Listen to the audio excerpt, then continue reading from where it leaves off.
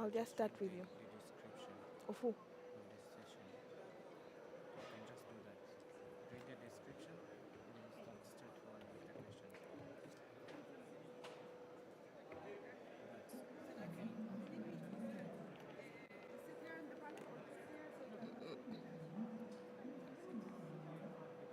Mm.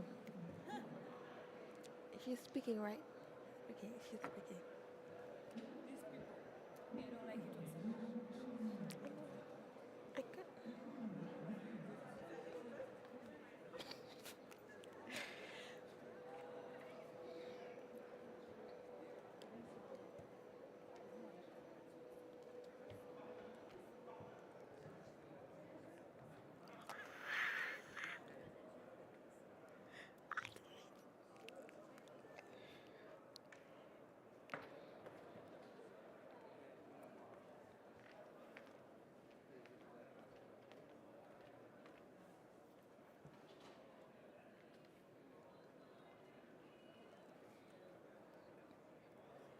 we good.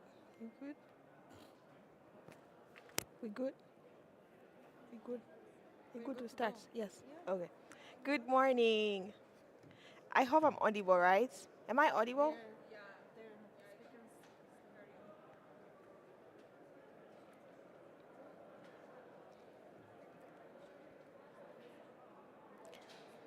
So, welcome to the session, to our day zero session on sharing and exchanging compute, new digital divisions.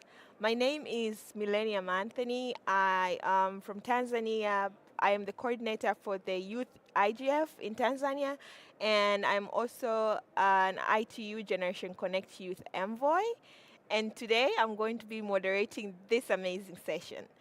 So I have here with me joined the three speakers and the others who are going to be joining us soon. But before we move further in our discussion, I would like to just give a concept of whatever that we're going to be discussing for the next 1 hour. As we all know that we have all these, the new technologies like AI, all these, the robotics and all that. So and then we also know that there's this one group that is able to access all these tools easy, but then considering countries like the global south countries, they're still having difficulties to get connected, to stay online, and this has been contributed by different factors. For example, the high cost of the internet bundles people can't access. Some other group, they can't access the tools. Let's say have access to computers or mobile phones and all that. So today we are going to have a discussion with my panelists here. We're going to explore different aspects on how we can ensure like people from the global south, but also this other larger group that is left can become online, despite that we have all these emerging technologies that are really coming up high, right? Yeah, so before I go in the discussion, I would like to welcome my speakers. So they're going to introduce themselves, and then I can ask them the questions, and then each one of them can respond. So I'll start with you, Noah. Thank you, Millennium. So, hi everyone. Morning. My name is Noha Abdelbaki. I'm from Egypt, and I'm an instructor in the PAYAG in the Arabic cohort. I'm an engineer by profession. Thank you. Thank you so much. Good morning, everyone. I'm Atanas Baizira from the Democratic Republic of Congo. I'm a software engineer by profession, and I'm the coordinator for the Youth IGF in the DRC. And very happy to be here.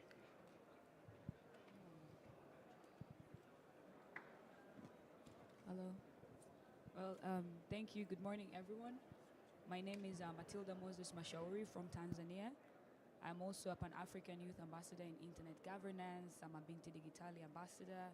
And it's such a very amazing and a great chance to be here in this very productive and interactive session. Looking forward to collaboration in case of any questions, ideas, suggestions. We get to talk and discuss all this. It's a very informative session, and I can't wait to get into it. Thank you very much. Hello, good morning, ladies and gentlemen. My name is Chris Odu from Nigeria, Director East Web Technology. Sorry, I just walked in. We know we've been trying to just get ourselves together, but looking forward to this session. Thank you very much. Thanks. Hi, my name is Monojit. I am a researcher on internet governance. It's a pleasure to be here always. Thank you. Looking forward for the discussion. Yeah. Okay, thank you very much. So I'm going to be asking questions to my speakers in no particular order. Like I'll just ask in any order, so just be ready like to contribute, yeah? And so I'm gonna start with first we need to explore some of the challenges. So I'll start with you, Matilda. In your experience, what are the most significant invisible barriers that contribute to compete disparities in the region, especially that you're from the African region, and how do you see they're going to be addressed in the near future? Thank you very much, Millennium, for a very insightful question. The challenges are so many. Especially the fact that I'm working very closely with the women and young girls in my country, and I can tell you, I did these projects not only in the city, but I did go deep. I did the projects in Kigoma, so I was able to see the challenges. I myself was affected. There's so many challenges in the young girls, and you can see the disparities are a lot. So, if you told me as a young girl, being born as a girl in Africa, in a rural area, that's a challenge already, you know? And then trying to engage that young girl into the digital world, that's also another challenge because we do not have those digital infrastructures. And I'm speaking facts from my country because I do this and I did this, you know? So the challenges are so many for young girls. And if you ask me about what we can do, Millennium, what we can do to overcome the challenges there's so much we can do for a young girl. First of all, we do need this gender equity the proper gender equity into the digital literacy. Whatever the young boy can access should be exactly what also a young girl can access. Same. But then in Africa, for example, I'm telling you in Kigoma, I met a dropout kid, a 16 years old dropout kid with 2 babies.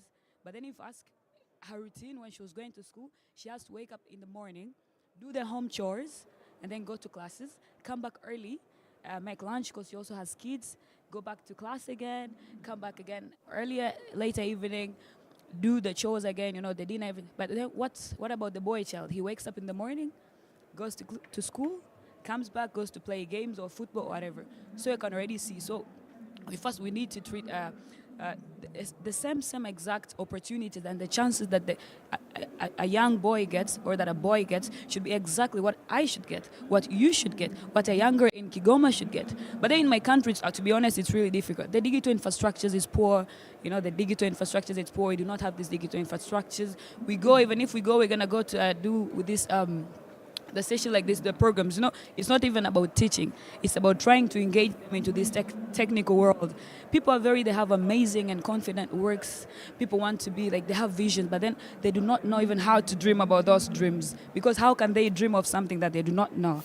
So they do not know what is technology. They do not even know what is digital literacy, digital world. I'm telling you, those people never saw even a smartphone in their lives. Then how am I supposed to teach that young girl that, you can be a software developer, you can be a graphic designer, you can be an engineer. There's so many things there's so many things we have to do. For Tanzania, there's so much that we have to do, so much. From the government level, from the school, from the curriculum itself. There's so many cultures we have to unlearn. We have these cultures that affect us young girls from different. I'm also coming from a lake zone tribe, so I understand. But thanks to, for me it's different now, because at least my parents, at least I was able to go to good schools, at least I was able to live in the city. So for me, you can't tell much. But then what about that person who cannot go to those good schools? What about that person whose parents cannot even afford to take them to good schools? So it's very complicated, Milena, but we are trying. We're heading there. So thank you very much, and I really love whatever involves young girls and women. Thank you. Wow, thank you so much, Matilda. That was impressive for me, especially that you talked about gender inequality in terms of accessing all of these resources when it comes to young women and like young boys. So there's that inequality that currently exists. And picking up from the same discussion, I'll come to you, Noah. Now we have talked about all this marginalized group. How do you think we can ensure that the marginalized communities have access in shaping the voices of like policies and solutions to reduce these disparities? Yeah, thank you, Millennium. So I guess that everyone needs to have a say in drafting these policies because we need to attract investors to invest in our like countries. Africa and the Middle East are very central in the world, but we like big tech companies are not heavily investing in this area at all. We don't have like big data centers in our region. That would like provide many computation resources and enough computation resources for us to use the technology and also design technology that is suitable for us as Africans, as Middle Easterns, as people from the global south. But we don't have enough resources to do this. So when drafting the policies, we need to like ensure having like of course, first it needs to be. We need to adopt a multi-stakeholder approach. Invite everyone to the table to have a say in this, in drafting the frameworks. We need to ensure having like proper infrastructure to support like technology that is growing each and every day. Because we, for example, in Egypt, we still don't have the LTE or 5G network. We just got the license. I'm sure it's the same situation most for the African countries. So we need to have the proper infrastructure to support the tech that we are using and that is growing each and every day. We are in the age of data and AI, so we need to support this. Also, I'm calling all the governments to draft the policies to support the data exchange between the countries and also the data protection laws because this will attract tech companies, cloud service providers, internet service providers to invest in our in our countries, and this will affect our GDP in a positive way and will also attract other investors. And we will retain the talent in our countries instead because we are losing our talents. They are leaving our countries. They're looking for jobs elsewhere, including women. It's not only the male talents we're losing. So I hope we can create a better future by having the proper data frameworks and policies to support our future of computation. All right, thank you so much, Noah. So investing and allowing proper policies on the cross-border data transfer. So we have the marginalized group, Atanas. So we have been discussing about digital literacy and all that, especially that you come from PAEG, where we impact the community with the internet governance knowledge. What will be your contribution on how we can incorporate digital literacy into formal and informal education so that we may ensure that we have a sustainable benefits for like everyone? Thank you so much. Very good question.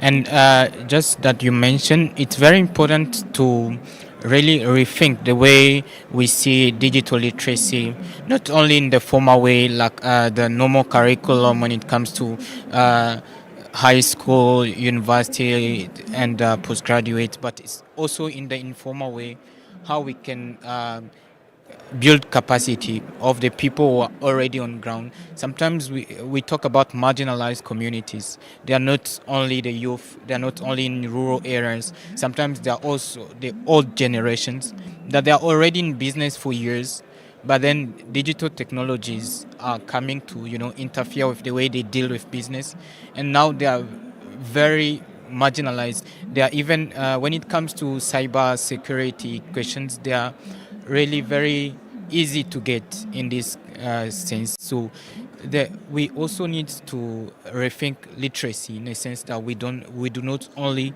reach the people who are at school, but also the people who are already working, so that we give them enough capacity to navigate the digital world very well. So one of the things we are doing, like PIAC, is an initiative that came out of Africans to build capacity of African people around internet governance. And what is interesting about this program is that the language barrier is something in all the regions. We have a lot of languages, but then most of the technologies, they come with predestinations of languages they come with, and also discussions around those technologies also will be around, most of them happening in English, the IGF, one of the good cases. So what we did with PIAG is train people in languages that are very close to them, so they will understand very well the stakes of the digital space. They will understand the stakes of internet governance in languages that are very close to them. So we are doing trainings in 5 languages, which include Arabic, Portuguese, French, English, and Swahili. So what is original in this program is now we have uh, African languages that are incorporated in this digital literacy uh, initiative. And people, from the feedback we are getting, you see that after the training, the people who have been trained are ready to enter the ecosystem. They're already doing great. If the entrepreneurs, you see now, they're leveraging on the digital technologies because they are more aware of the opportunities that are around. So I think it's very important to start investing in digital literacy. We don't have to wait for when everything will be all right, because it takes time to make sure everything is aligned. But we start from where we are. Even on your personal capacity, you can start by making sure you preach the gospel of the literacy of the digital space around you. Make sure when you are with people, some of us have knowledge about some of these cases we are having. Like you can use smartphones, you can use now AI, you can use quantum technologies are coming, and they will not wait for when we are ready for them to develop. So they are already developing. So we need to start from where we are, starting to balance between our other priorities that are different from regions to region, but also getting into the space, taking enough knowledge so that we can keep the pace and go towards the digital future that we all want. Back to you, Millennium. Thank you. Thank you so much, Adanas. That was very. I liked the multilingualism part, especially considering countries like, let's say, countries like my country, like Tanzania. We have 121 languages. So you can imagine we have some communities. Our national language is Swahili, but then we have these other groups that don't even speak Swahili. So you can imagine we have like all these new technologies like AI. Then we want to teach, let's say, in English. People don't even understand our own national language. How can you teach in English? So it's really important when we're doing all this digital literacy thing, the trainings, we do it in the language that our people understand so that we can bring everyone on board. So that's how we ensure that nobody is left behind. So I'll come to you, Dr. Monajit. So we have talked about all these AI, the quantum computing. They're really transforming the world, and I really like it. But then we have these developing countries, like our countries, like the global south countries, that we're still not to the point that we are benefiting from all these technologies enough. So what do you see how do you see we can ensure that all these innovations, like the AI, these all new technologies are being, what do you say, like are helping or are succeeding in all these developing countries? How can we ensure that?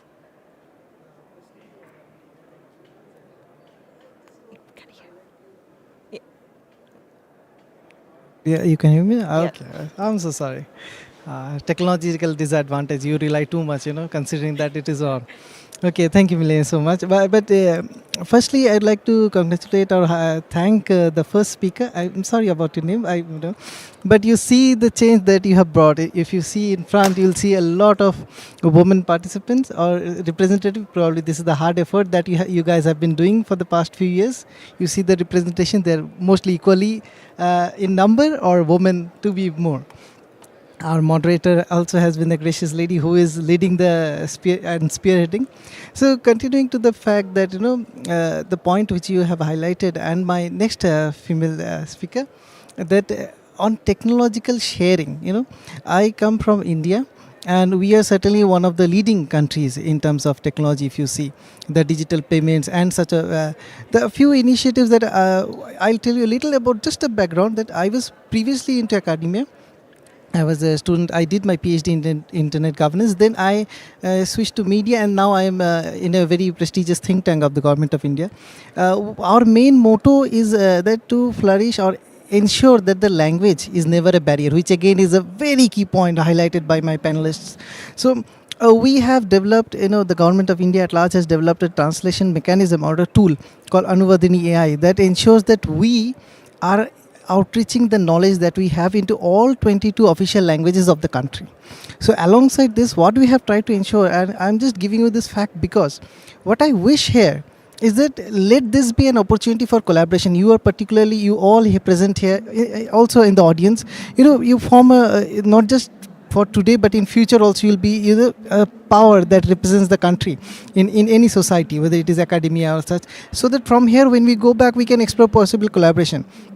Now that I'm part of a government of India's think tank, if at all I don't represent, in government capacity, but I'm sure the people of India and the government at large will be definitely very happy, to share this knowledge. Now you see, recently what the government has done is ensuring buying or taking the subscription of all leading journals that are available globally and making it a repository, so that all the students from far-flung areas and also from the middle who cannot get access by paying in their capacity can get access to that repository, so that they can have access to the knowledge, which is our kind of a fundamental right, that I can say. So this sort of I am very much sure that collaborating with African Union and also African at large or other countries, like my colleague is from Middle East or representing the voice of Middle East, I can say. So we can definitely collaborate on because this session at large, we talk sharing and exchanging compute. So we can always focus on these areas that we can AI, whether it is AI, whether it is sharing of the resources, I think we can certainly collaborate. And India being a rich power on this, in this aspect at least, we can explore collaborations. And I don't see there is any hindrance to it. Geopolitically, whatever the concepts may are, but ideas and innovations like this always are welcomed across the globe. So with this, I hand it over to Millennium once again, and thank you. Thank you so much, Doctor. You have spoken about collaboration in terms of the government and stuff. Now I want to come to you, Chris. Like Dr. Monajit has spoke about the importance of collaboration. Now we have, let's say, considering we have different stakeholders, let's say in the internet governance space, we have the governments, we have the technical communities, we have the civil societies. So how can we ensure, like this multi-stakeholder, we have, let's say, all this, the government and all that, the relationship between them is equitable or is like good, so that we may ensure we're driving change in all these like developing countries or just the world at large? Like how can we ensure a good collaboration between the multi-stakeholders? Okay, so can you hear me now? Okay, thank you very much. So good morning once again.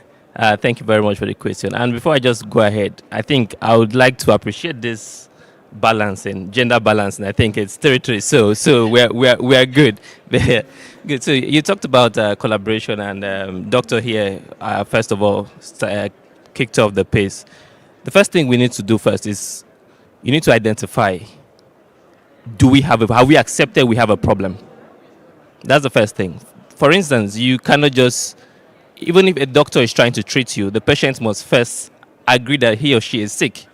before he can actually receive treatment. So first of all, one of the things we are actually having, the issues we have, is that we think we know we have a problem. We know that we have a problem, but have we, all of us, all the various stakeholders, have we accepted and agreed that we need to solve that problem? Because for me to be able to work with you, we must actually agree. Both of us must actually agree to work together. And one of the key things I see, or I feel, because I'm going to speak in. Is this better? Okay. Can you hear me? You can? I can't. Sorry. Yeah. Please, let's try to fix this, because my moderator is not hearing me, so I need her to hear me. Okay. His voice is already loud. Okay. You can hear me now better. Okay, so I think sometimes technology just fails us, but we're good. We're good now. So for me to be able to work with you, first of all, we must agree on something. There must be a mutual benefit between both of us, and the truth is, the government can't do it all alone.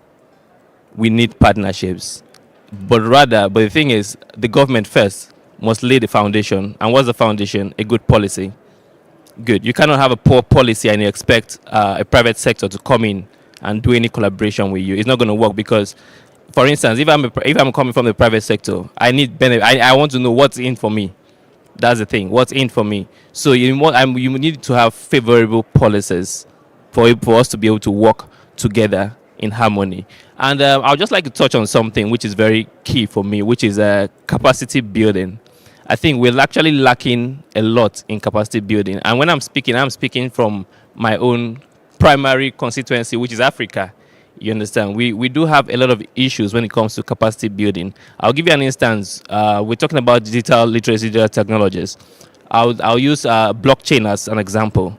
Okay, we're in a time where blockchain is actually a thing. You go everywhere, you hear blockchain, blockchain, blockchain. But if you go back to Africa, a lot of people still do not understand what blockchain is. You get? So it's something. Well, for instance, but technology is we're supposed to be speaking. When you're talking about technology, we're supposed to be speaking the same language. If I come here, even if you're speaking Arabic, I'm speaking English, but we're here to speak technology, so we should be able to communicate on something, and we should be able to speak on something. Something must connect us, and what's that connection? Technology. So we need to actually build our capacity wherever you're coming from. We must be able to speak the same language, which is technology. And that's why I said it's good. We now use this platform and go back to our various regions and ask that, how can I be a change? The change must start with each and every one of us. What am I going to do? Am I going to mentor? Am I going to mentor? Am I going to teach? Am I going to guide? Well, how do I play my own part? Because as a stakeholder, all of us have a role to play. The government, the private sector, the business people, everybody has a role to play. So we shouldn't just go back and say, oh, we leave it for the government. Oh, we leave it for this sector. No.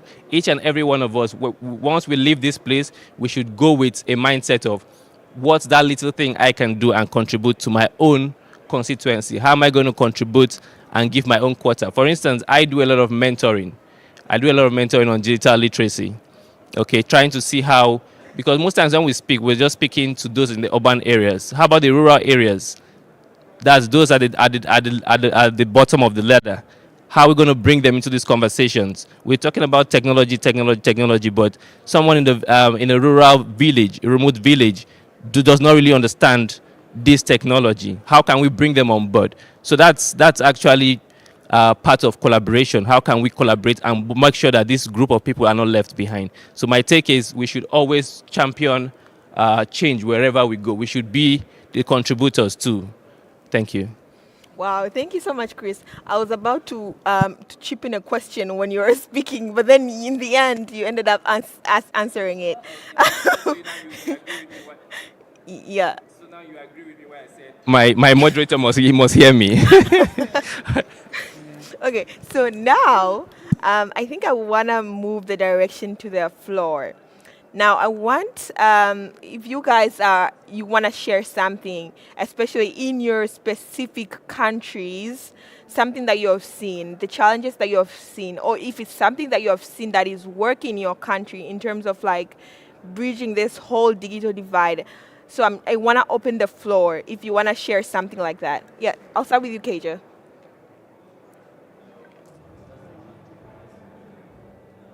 Hello, I hope Yeah. I'm audible enough. Yes. Okay, thank you very much. My name is Osei Keja from Ghana.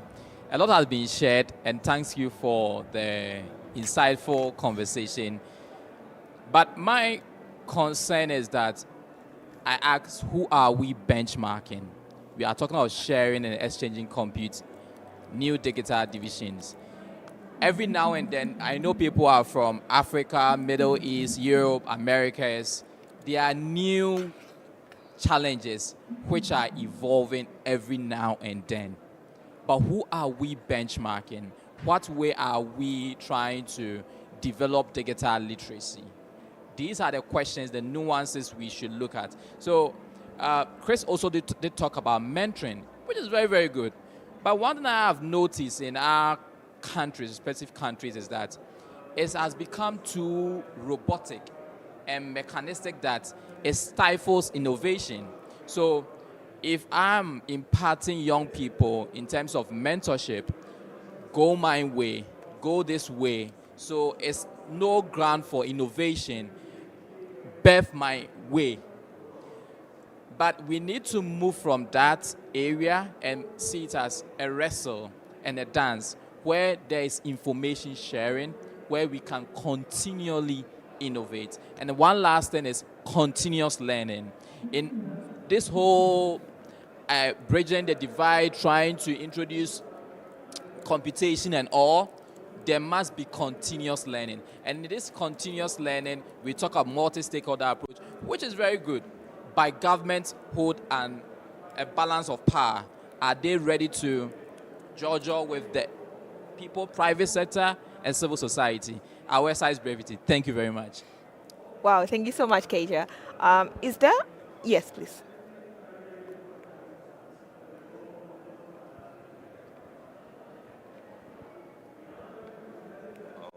I don't know if y'all can hear me. Yeah. My name is Kendi Kosa. I'm from Mozambique. Um, I have some ideas here about the infrastructure development.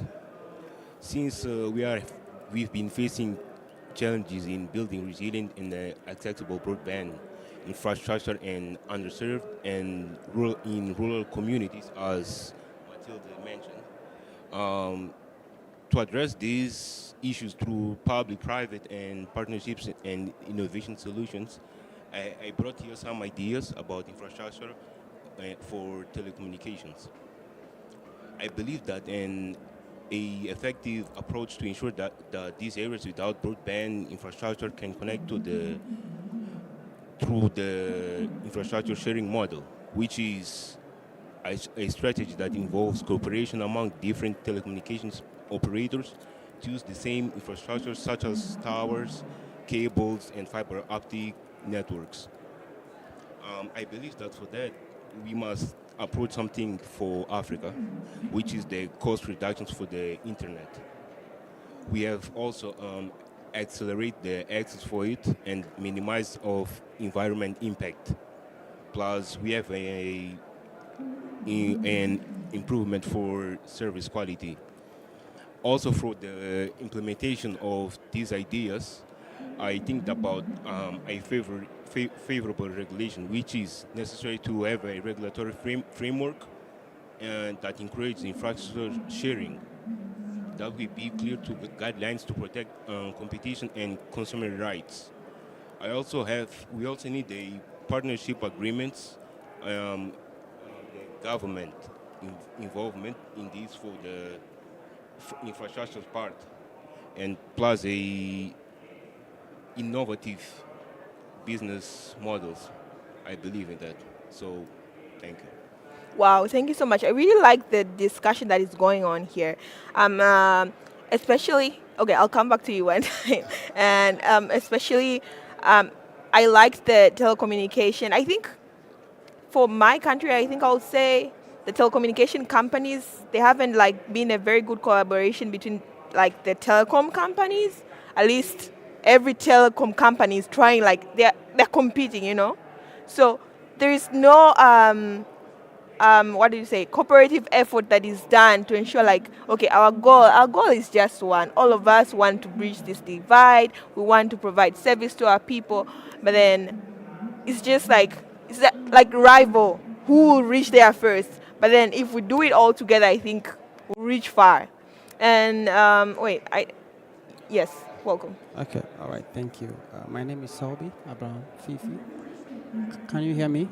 Yeah. Okay, all right. So, um, listening some of the conversations that go on, I will focus more on the literacy aspect and capacity aspect on that. Chris was mentioned that at least we have to do some capacity literacy models aspect, but I have two questions in this one. What actions are we taking, and which categories can we sort it out?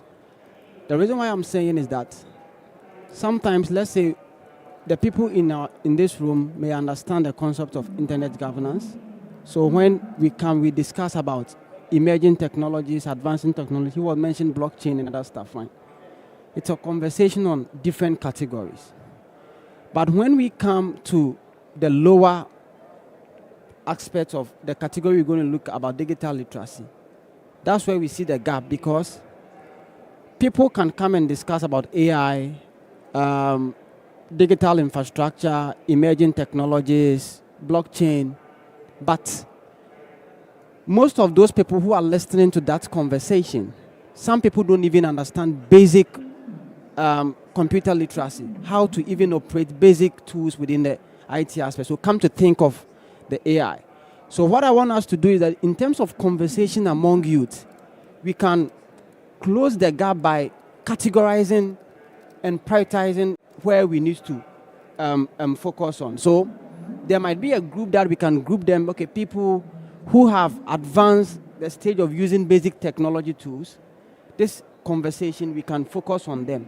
Then we, the youth, can start developing models that is tailored to digital literacy training, how to even use basic things, because even some people don't even know how to use Zoom. So if we are having a conversation on closing digital gaps, digital AIs and other stuff, how can they even connect to do that? So we need to start by prioritizing the categories of people that we are dealing with and make sure that we try to put needs. And the people in the room, let me take the panelists as we cannot bring you to start learning how to use computer too, because you are advanced on that. So that conversation will go on. So whilst we are going, we should also look down to the people that we have below, so that we can train them in basic things. So whilst we are also catching up with the advanced world in African youth, we can also bring people who don't have any idea to start also from somewhere. Then we'll be bringing them in along. So I think some will be ahead of people, but we will always get the chance to bring people included in the conversation and topics. Thank you. Thank you, Fifi. Do you want to respond, Chris, to that? What?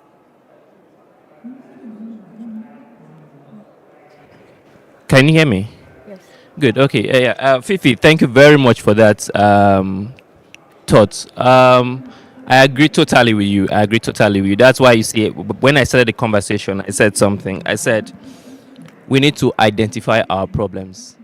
Before you visit a doctor, you must first of all believe that you're actually not feeling fine before even going to the hospital. So we must first of all identify the problems, and how we're going to identify those problems is having this kind of conversations. That's why, for instance, whatever the work you do, you are the grassroots. You know these problems. You know how to categorize them. Okay, so we cannot all be on the same pace. It's not possible. Everybody must be on a very different level. Even in schools and everything, there are different classes where you categorize people. So first of all, we need to identify our problems. We need to accept that we have this problem. And what's that problem? Capacity building. Yes, we've identified that. Now, what exactly are we building? Which categories? What is it?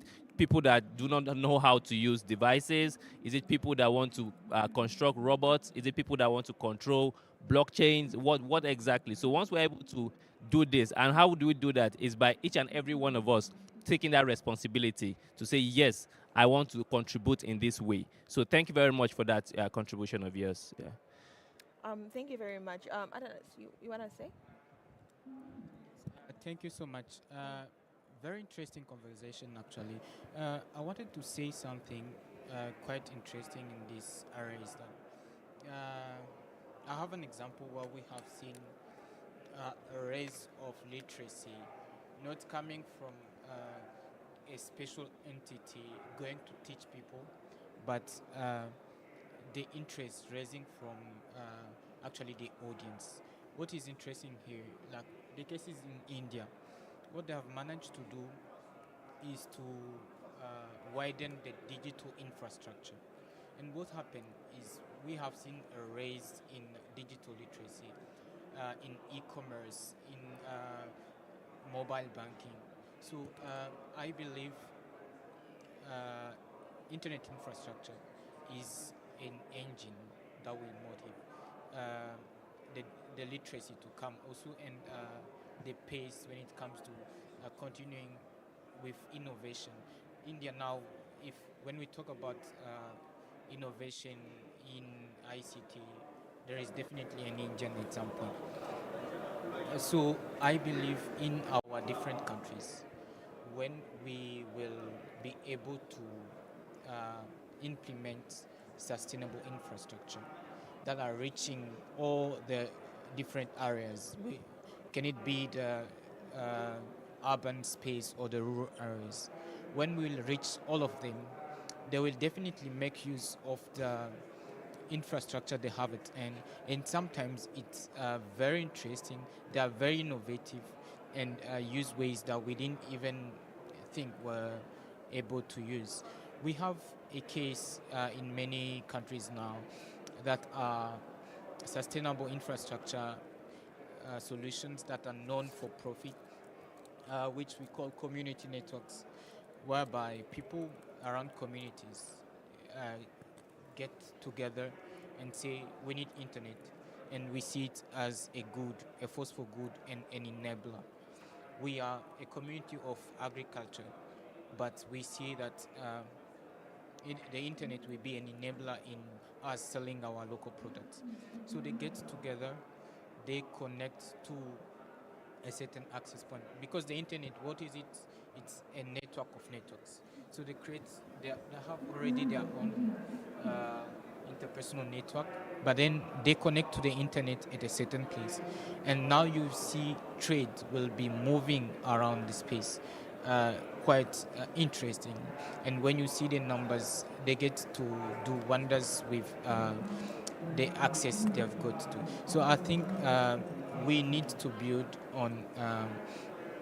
capacity in infrastructure that will help us go with the pace. One person was talking about, we have other priorities. In some countries, people are not able to feed themselves, and you see, internet connection costs almost like half of their salary or something. So if you are them, you need to pay school fees of your children or connect to the internet. What is the choice you're going to take? So access to connectivity is very important.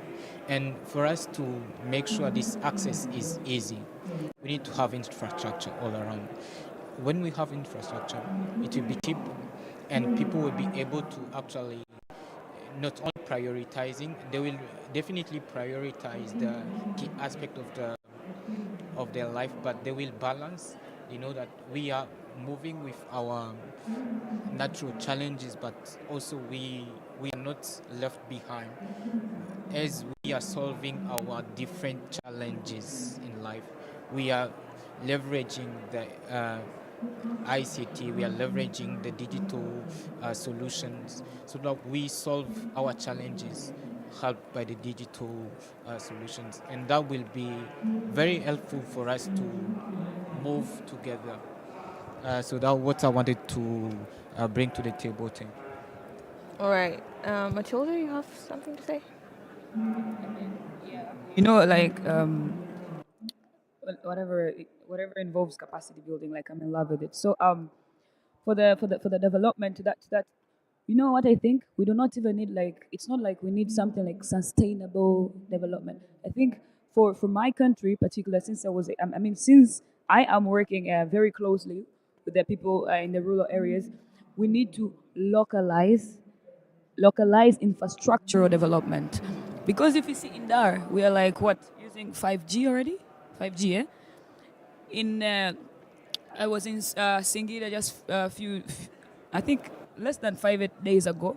There's not even 2G there, and I'm supposed to teach those women capacity building. So we do these capacity buildings really at the urban areas. We do a lot, even in the rural areas. But then we go do the capacity buildings without the infrastructure for that capacity building.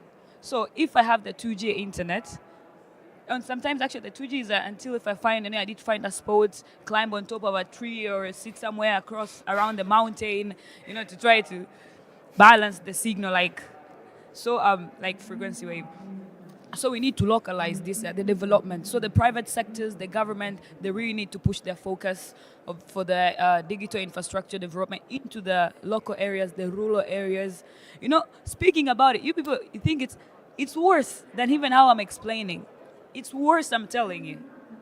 It's I don't know how, for my country, for Tanzania, it's worse, guys. I've been in Kigoma, Kasulu, where the sun is literally red. You just go there. I have white hair, by the way, so you can imagine with the dust how my hair was, with the 2G internet that not working, trying to teach these women. The women do not even have. And I went, for example, for Kigoma. These people, it was the women entrepreneurs. They were doing amazing job. Confidently, I'm telling you, perfect job. So we went there to give them the digital of capacity building, how to engage them to the digital marketing. Mind you, we want to engage them to the e-commerce. Mind you, these people do not have a smartphone, never even seen one, can't even write their names. The e-commerce also comes. Oh my God. And guys, the situation is bad. What I just wanted to say at the point should just be like we should localize this development to the rural areas, localize the infrastructure, the digital infrastructures. Yeah, so we need this. And this is actually, for this situation is actually different because I went there to teach the women entrepreneurs. But if I was doing for the women and men entrepreneurs, I'm pretty sure even the men will be facing the same challenge because it's something they don't know. Something is not there. It's like going. One day, a lady once asked me, so you guys came here talking about dream. What is a dream to begin with? Someone doesn't even know what is a dream to begin with. And then I'm about to tell this person, you know what? You can be a software engineer. You can do this. The division compact. It's just terrible. So that's what I wanted to say. All right. Thank you so much. So you can do, like, from this discussion that has been going on, so you can do digital, like, capacity building or digital literacy without having proper infrastructures. So it's really important to we make sure that we invest on proper infrastructures so we can ensure like everyone can get access to all these things. So before I get to see if there's any online contribution, I think there was one contribution back there. So I'll go to it and then I'll see online if I have a question or any contribution. Okay, can you hear me all? Good morning. I'm Grace from Cameroon. I want to be more practical about what you have said because I'm a learner. I don't want to say that, okay, I've understood everything, but I'm here to learn. So you mentioned something like identify your problem. Okay, I love technology. I want to learn more about it. I want to solve problems. I want to make money from technology. But how? How can I start? Where am I starting? So I think one of session like that is to help us to understand more what is all about technology and all the rest. So I would like to just have a small advice about it. Thank you very much. You want to say? Okay. So I can have Chris respond to that, and then we can move to one on site, and then we can move online. Okay, so that's, I hope I'm audible. I hope I'm audible now. Yes. Okay, so thank you very much, my sister from Cameroon, for that question. I like going back to my analogy of the doctor. When you have an illness, you would have to make inquiries. Where is this doctor? Where can they treat this illness? Good. And one of them is what you have just done, asking questions of how. How can you start and all of that. I think just a little bit of linkage of what Fifi said. There are different levels. Everyone is not on the same level. And we are here as supposed experts. Okay, there are still bigger experts and all of that. there are actually resources online where you can actually make those inquiries or how to or learn. For instance, if you want to go into, let me just use the case of blockchain. Someone might want to say, okay, I want to go into this blockchain. I want to actually know how beneficial it can be because blockchain is broad. Okay, it's come to solve problems that are existing. However, we're not using that blockchain to solve those problems. So you can now say, okay, you want to tap into that sector. So how can I now know about more about blockchain? There are a lot of resources online. One of them I can link you to is the ITU Academy website. Yes, it has a whole lot of good resources where you can actually learn. There are some of the paid resources, some are actually free. Yeah, ITU, that's our International Telecommunication Union. Good, that's one of them. And also one of the very good place which we always go to, YouTube. YouTube is our friend. That's why I look at it. YouTube is our friend. I think you can virtually see almost everything in YouTube. But but sometimes what I like saying, that's why I mentioned earlier about mentoring. Okay. My friend here from Ghana also said something about mentoring, which is you would actually put the person on the same path as you. Well, I disagree with him on that because, for instance, when we're all young, we needed parents to actually put us on a path. It doesn't mean we have to be the same like them, but you need someone to guide you on the path first of all. So okay, it's always good to attach yourself to a mentor. You don't have to be exactly as the mentor, but he's going to put you because he has gone through hurdles already. So he's going to put you through so that you don't go through the same hurdles as he or she has gone through. So that's why having a mentor is also key because they're going to put you through whatever you need, uh, direct you on the right path, and also direct you to where you can actually get these resources. So I hope I've been able to answer that for you. Thank you. Well, thank you so much, Chris. So I'll take, if you can take 1 minute, if you can, and then I'll move online because we're out of time, and then we can close. Okay, so 1 minute, and then 1 minute from online, and then we close from with my panelists. Can you hear me? Yes. Okay, I'm Razan Zakaria from Egypt. I'm a BIAG ambassador. I have a very important question about the internet justice and equality. Nowadays, we see that, especially in the countries that have wars, there's not people that can have an access to the internet to reach out their voices to the world and to connect around with the people around all the world. Who is the sector that have a right to manage, not control or prevent people to get access to the internet? So who the sectors have a right to manage this internet rights to the people in this society that have a word? This is my question. Okay. Is there anyone who wants to respond? If you can respond in less than 1 minute, I'd appreciate. Very good question, actually, Razan. What is pretty much interesting is that every aspect of life, the digital technologies are being influenced and can influence.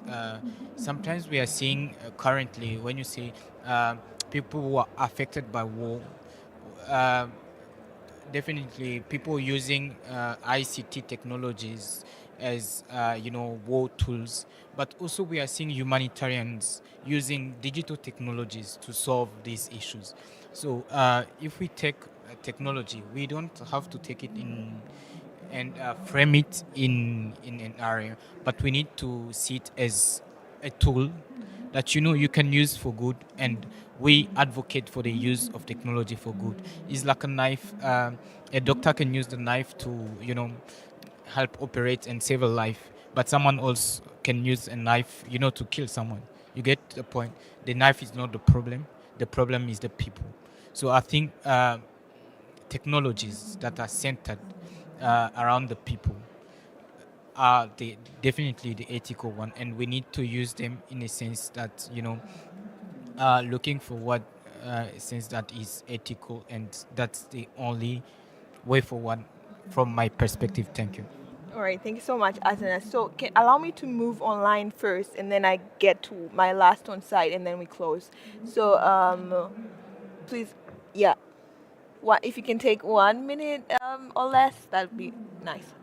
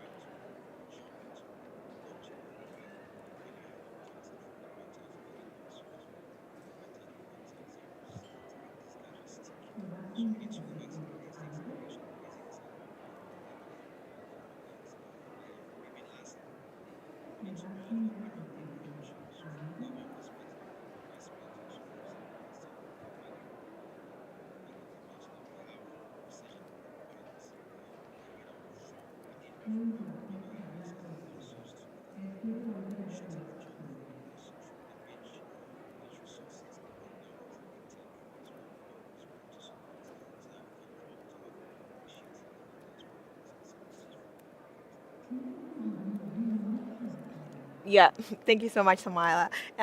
Please, the floor is yours.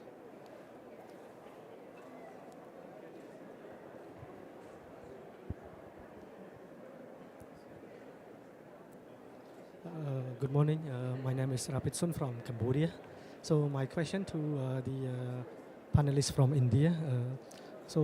Can you elaborate more about the mechanism about that for the infrastructure sharing, especially for AI development, and how? Hello, do you hear? Yes. Okay. So how the developing country join the mechanism? For example, if you already have the mechanism in place for sharing the infrastructure. Thank you. All right, Dr. Manajit, can you answer in like, have you, yeah, can you answer in like 1 minute or less? Yes. Okay. To be the question, I'd like to share that since we are almost close by neighbors, Cambodia and India are not very far. We can certainly explore the collaboration aspects in not just the governmental side but also the private players.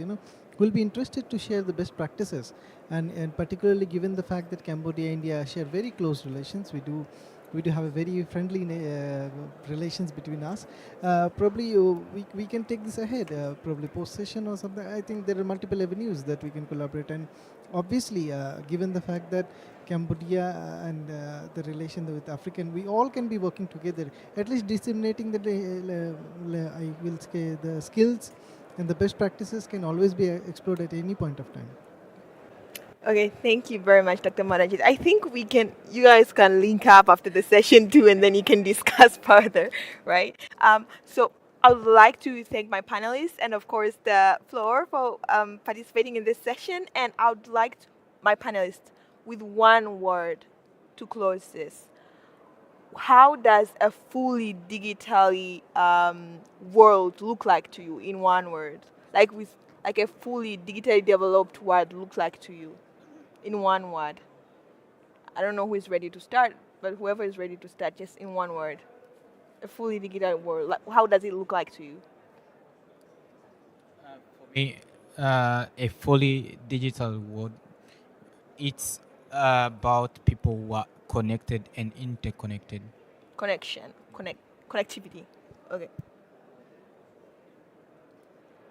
For me, it's about empowerment and enablement. Empowerment, enablement. Matilda? Yeah. I actually wrote something here. So I'd love to leave you guys with these thoughts, which is the compute divide is a challenge. We all agreed, but also an opportunity.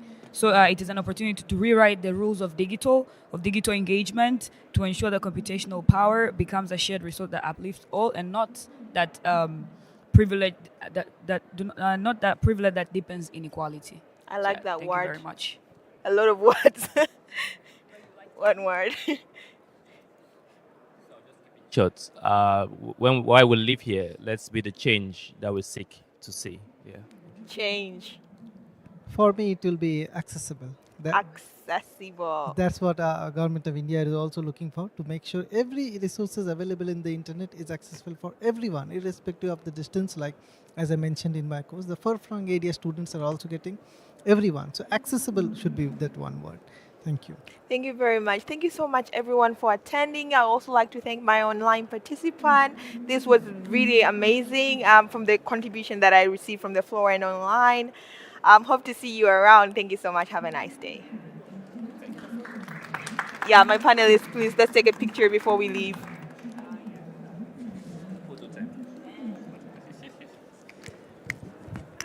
Thank you. It's like, Sorry. yeah. It would be. Ah. Sorry. Ah.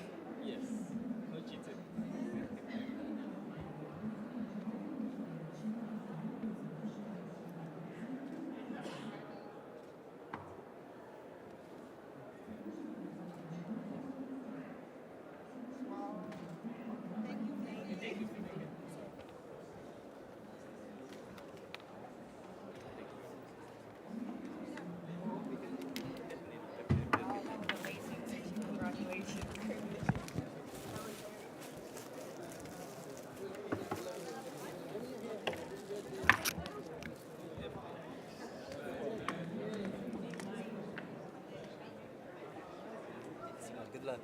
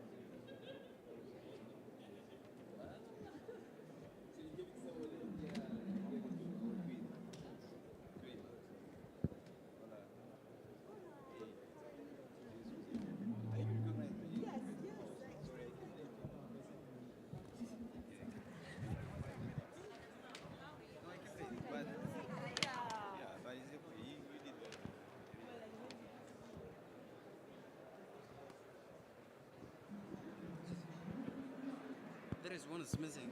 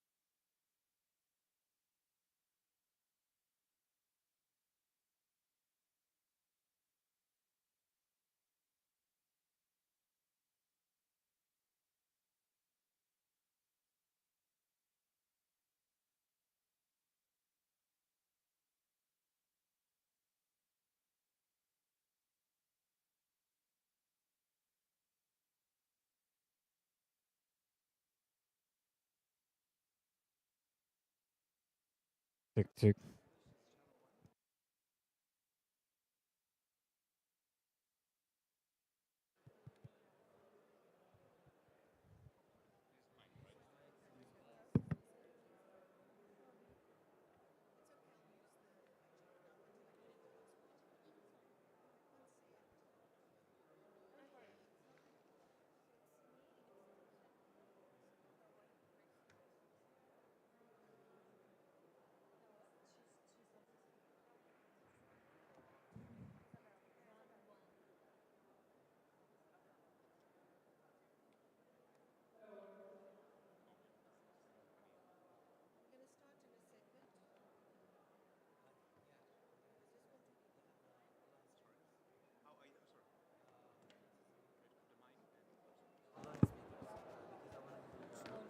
Yes, fantastic. And do I also have to put this on this? Yeah. Okay. don't you have? Can I? Don't you have a regular mic? Already 3 years here. That two here. This. But we can pass them, right? Guys, tell. Good morning. Sorry, let me just. Henriette, do you mind if we share the mics so that I don't have to put this with tape on my Yes, ear? we can definitely share the mic if it works. Can we start, I think we can please? share the mic, right? Yeah, up to Yes. you guys. Yeah, no Up to problem. you, yeah. I prefer not to be taped. It's attended. Okay. It's not working. Can you hear me? Oh, but it's not working in the room. So we have to use headphones. Okay, so everyone.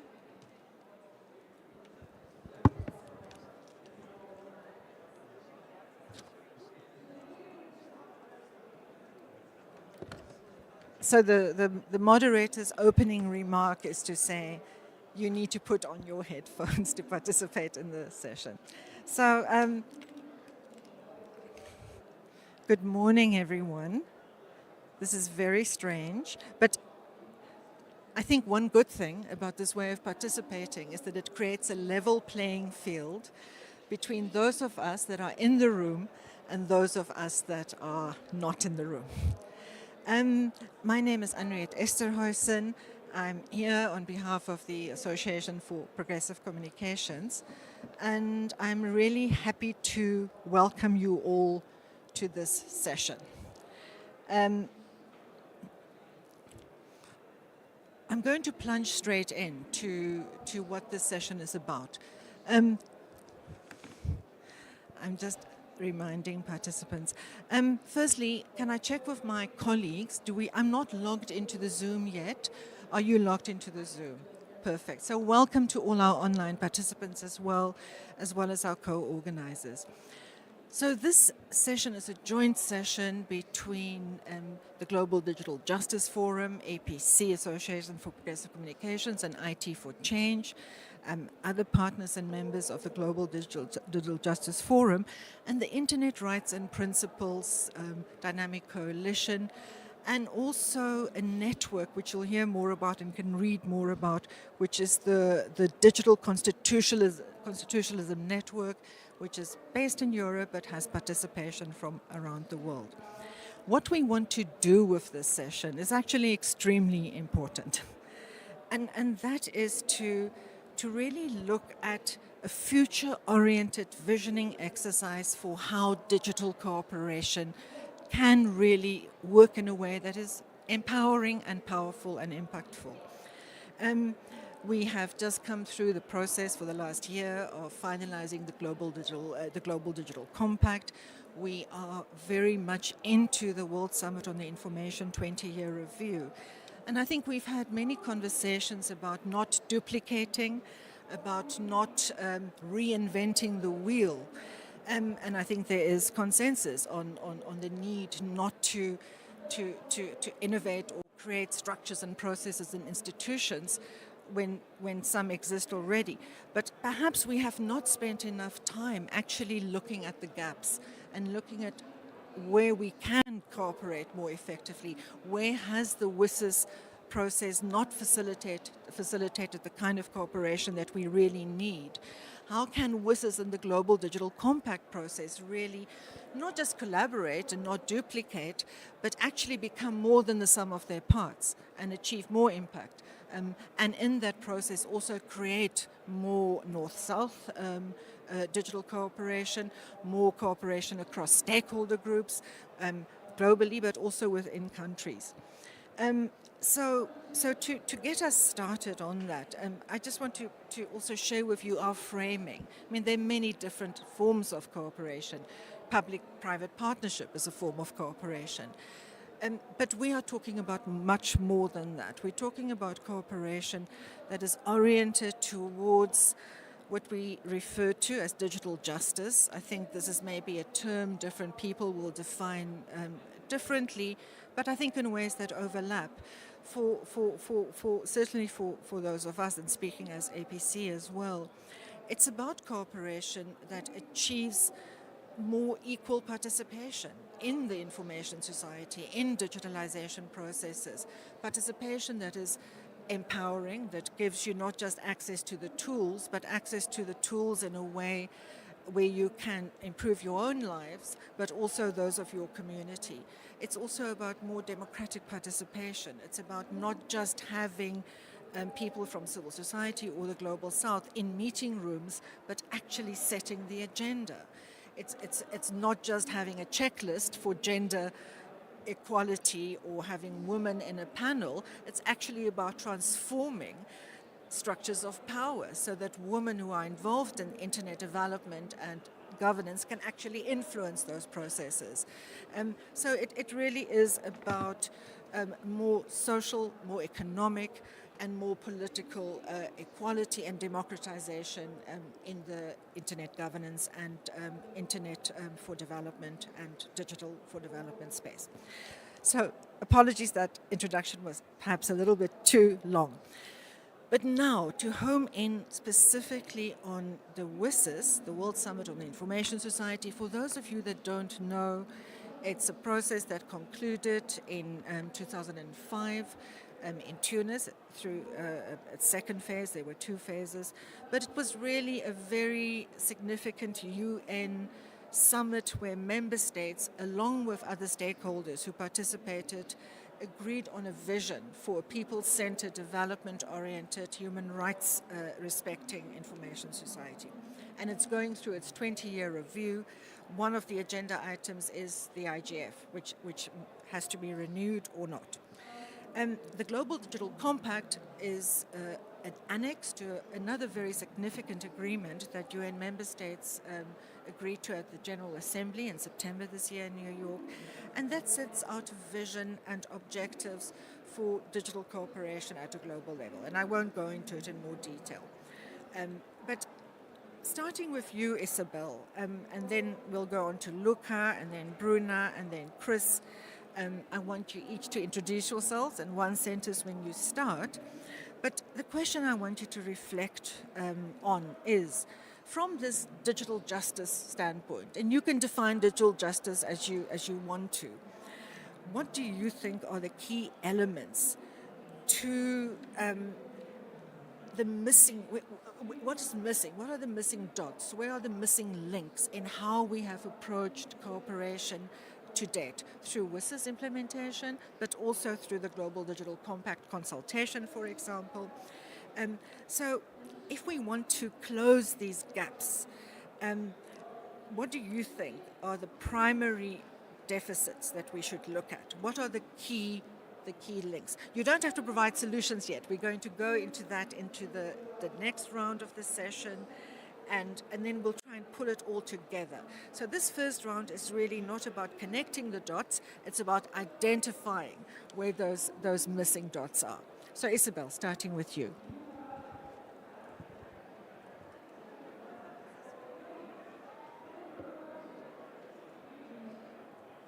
Okay, I think, yeah. Good morning. I'm Isabel de Sola, from the Office of the Tech Envoy based in Geneva.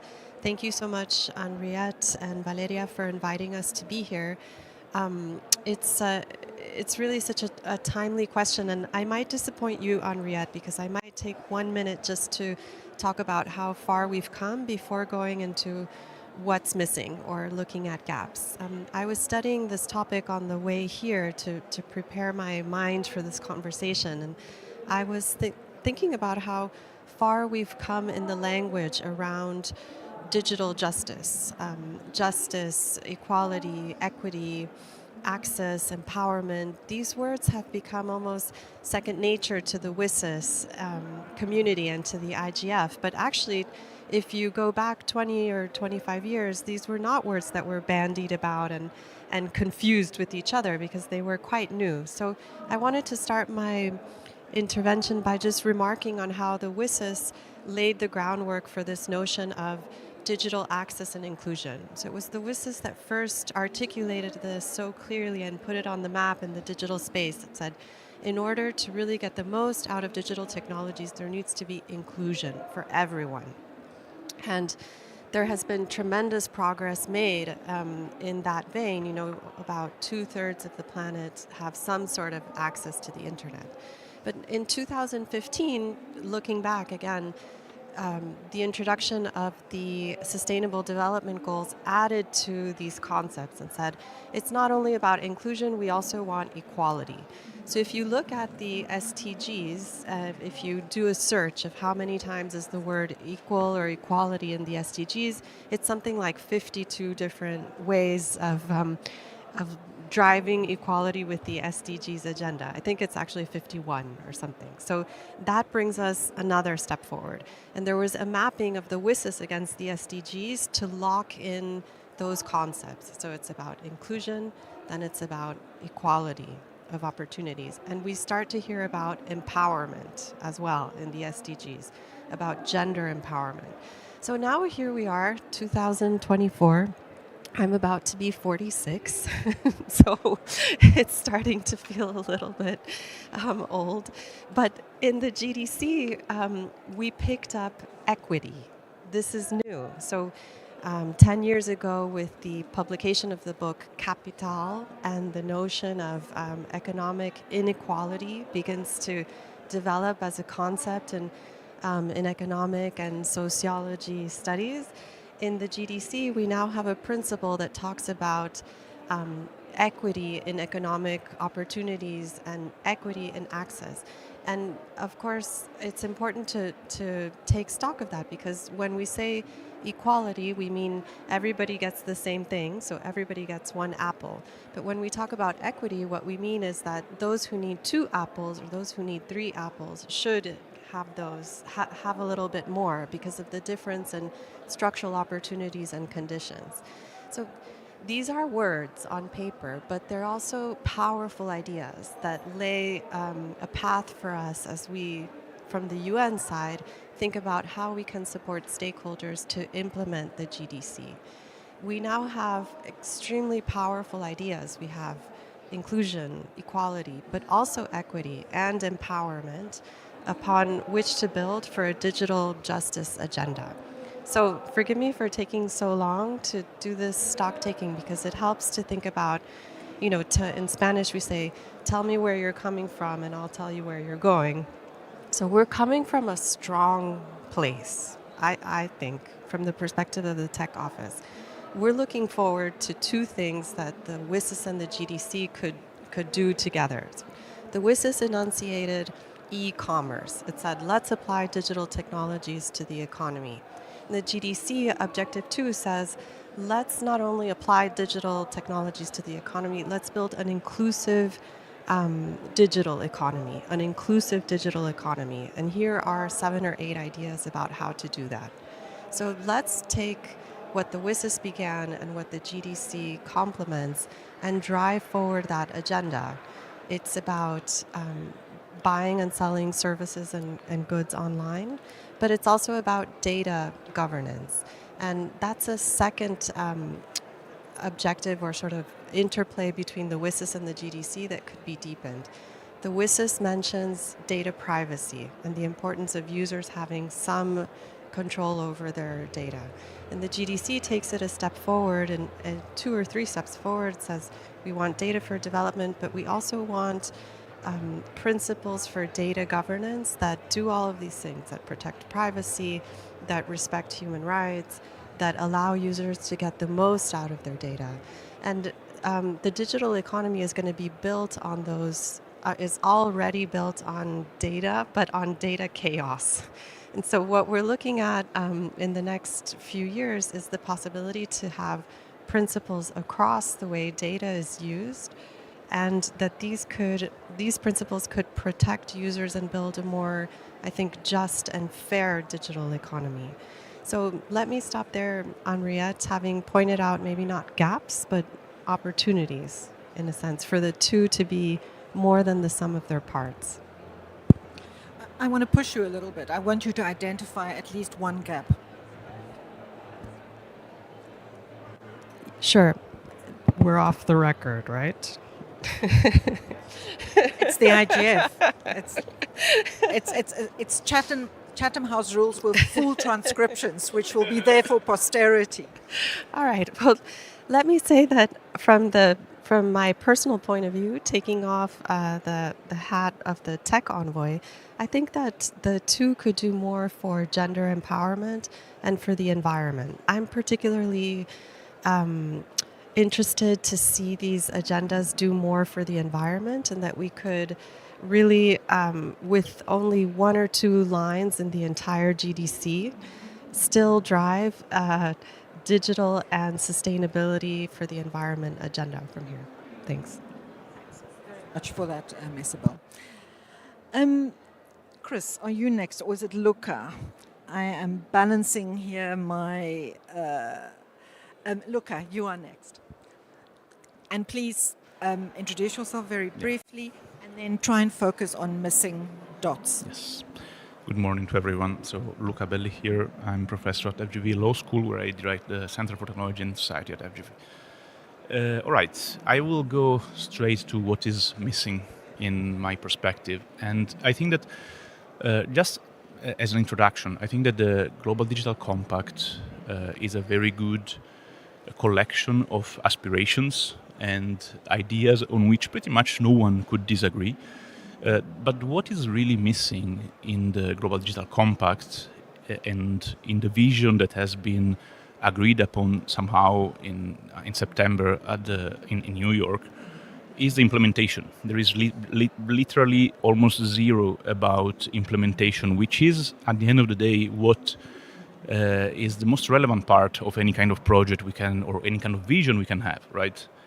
So in terms of operational structure, there is although the Global Digital Compact acknowledges that it is essential to have multi-stakeholder cooperation, there is very little, if nothing, about how this multi-stakeholder cooperation would work in practice. So there is paragraph 72 that I've noted here of the Global Digital Compact, calling for the expansion of the office of the tech envoy of the Secretary General to provide system-wide coordination, I'm quoting, and which is essential. I would say the very basic of the essential. But why stakeholders and even within the very same UN system, agencies and programs which frequently have radically different interests, not to mention all the stakeholders that compose the digital ecosystem, which have a radically different economic and political interest, why should they cooperate out of good faith if there is no driving force in the form of an institution and resources stimulating this cooperation? And this is completely missing from the Global Digital Compact. So what we need at this point is a roadmap defining who is going to do what, who is checking that people are going to do these specific things for which they are responsible, and out of which resources we should do that. Right?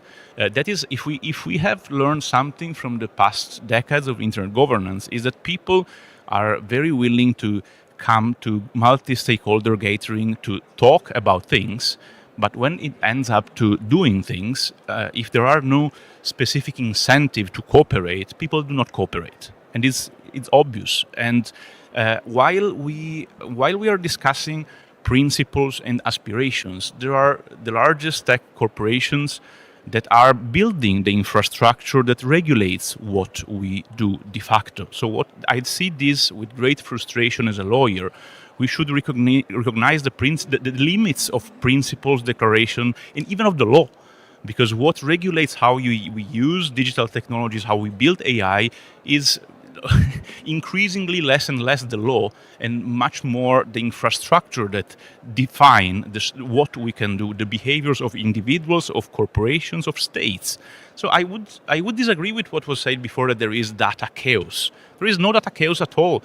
It's very well organized, the kind of data that are extracted and how they are utilized by private ordering. So it's chaos if we look at it from a legal perspective. Yes, there is a great fragmentation of policies and the way in which they could be implemented, but it's very well structured if we look at it from a business perspective. And there are very few businesses that actually they are raising in this moment billions, even almost trillions, to implement their plan. And those billions or trillions are what are missing in this vision of the Global Digital Compact. And to conclude, my greatest frustration is that they are not missing, actually. We have the largest tech corporation that since the pandemic have realized enormous amount of benefits that have not been taxed. We have reports of the OECD telling us that every year Africa loses from 50 to 80 billions of tax elusion of multinational corporations. There are very good reports from Action Aid, which is an NGO that monitors tax evasion and unfair tax practices, that highlights that Brazil, India, Indonesia, and Nigeria alone, they miss 4 billion per year of taxes that are shifted through base erosion and profit shifting techniques that are very well mastered by the largest tech corporation. We can name and shame them because everyone knows that are Meta, Alphabet, Amazon, Apple, and Microsoft. Brazil, India, Indonesia, and Nigeria alone, they miss 4 billion per year. So again, if we want to do something, we need resources. The resources are there, but unfortunately we have very few political will to tackle the problem concretely, and we are looking more at principles and declarations rather than what could de facto allow us to implement them. Thanks for that, Luca. And I think, in fact, one can probably even endorse the GDC and continue as a big tech corporation with some of those problematic practices, which is, I think, another gap. But also just to for those of you that might not remember, the issue of or not sufficient mechanisms for implementation was also an issue during the WSIS. It was one of the most contentious issues in 2005. And I think many people wanted something a bit more like the SDG process, which had more concrete targets and required country-based reporting. And we did not get that at the end of the WSIS. We got lots of other good things, but we also didn't get enough about follow-up and implementation. Thanks for that. So Bruna, over to you, and just introduce yourself. Also, I have to, she will probably say it, but I want to say it on her behalf. Bruna and Chris, we have two members of the Multi-Stakeholder Advisory Group who have helped organize this event. So I just want to recognize their hard work. But Bruna, please introduce yourself, and what do you see as the main missing dots? Thanks, Amriat, and hi everyone. Yes, I'm joining this session as a MEC, but also part of civil society stakeholder group in IGF, generally speaking. I think in terms of the gaps, I do agree a lot with the gender and sustainability one. I do think it's a huge, relevant avenues and areas. But I would also maybe start by saying that I miss clearer connections between the GDC process and WSIS per se. Obviously, WSIS starts the whole thing, GDC continues, brings back some of the issues in general, especially the enhanced cooperation, digital cooperation conversation, but I do miss a lot of more connections in the policy areas between the two discussions, especially because when we look at the GDC as a mechanism or as a tool, it's a far more relevant in terms of the urgency of the themes it addresses than WSIS per se, because the GDC is talking about the hot topics, right? It's talking about AI, disinformation, regulation of speech, and a lot of things surrounding this. So I do hope that there is a better, at the end of the WSIS process, we have a clearer, an even clearer picture as to how the GDC implementation will be, but also how the interplay will be, as Isabel was saying, because I think that's the main question right now, right? And looking back at the GDC process, I would say that there's a lot to improve in terms of participation and the methodologies for doing so, right? The GDC created, I believe that totally and unintentionally, a lot of competition between the arenas. And to some extent, a lot of the spaces felt like as their mission was being attacked or the mission was, was going to be taken over at some point. And this happened from ICANN to the IGF and a lot more spaces, the ITU as well. So I do hope that WSIS helps us tie some things together and helps us develop more the need for fostering cooperation between spaces. And speaking of the coordination, I was also going to say that there is a concerning, at the GDC process at least, there was a concerning fragmentation of the coordination and debating spaces between the forums and so on. And this is one of the points that the Policy Network on Internet Fragmentation addresses, right? The need for more coordination between the arenas, the need for more coordination between the technical community. And we do see a lot of initiatives, rising from this space, such as the technical coordination efforts that are being taken back, like all the iStars, organizations going back to coordinating. And I do think that's kind of a sign of how the GDC could be improved in that sense. But going back to WSIS, I would say that besides the need to develop more connections and the interplay not being clear, we do need to maybe cover the gaps and use the WSIS space to kind of make suggestions as to how the implementation of the GDC will follow on and will be done, especially in areas that we see as the more pressing and the more concerning ones. And that brings me to the IGF, right? I'm not going to touch a lot on the IGF because I know another panelist is going to discuss that a little bit. But just to say that, again, on the so-called unintentional fragmentation of the debate, I do believe that the IGF was kind of put to the side in this discussion, and the GDC could have been a great opportunity to improve the process, to improve what we see as, an improvement of the IGF mission. And I hope WSIS touches on that because it is also the mandate renewal and part of that. So I would like to see as one of the WSIS outcomes much more strong and much more participative IGF in that sense. Last but not least, I would say that I think as a process for both of them, it kind of remains an uphill battle, right? A lot of the difficulties we still see are in terms of diversity, more attention towards, trying to divide the attention between a multilateral process and also multi-stakeholder participation in the general sense.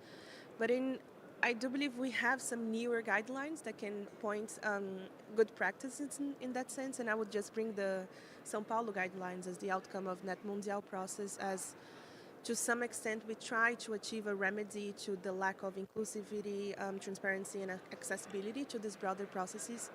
And just to quote 4 areas, I would say that commitment from all stakeholders is relevant in this.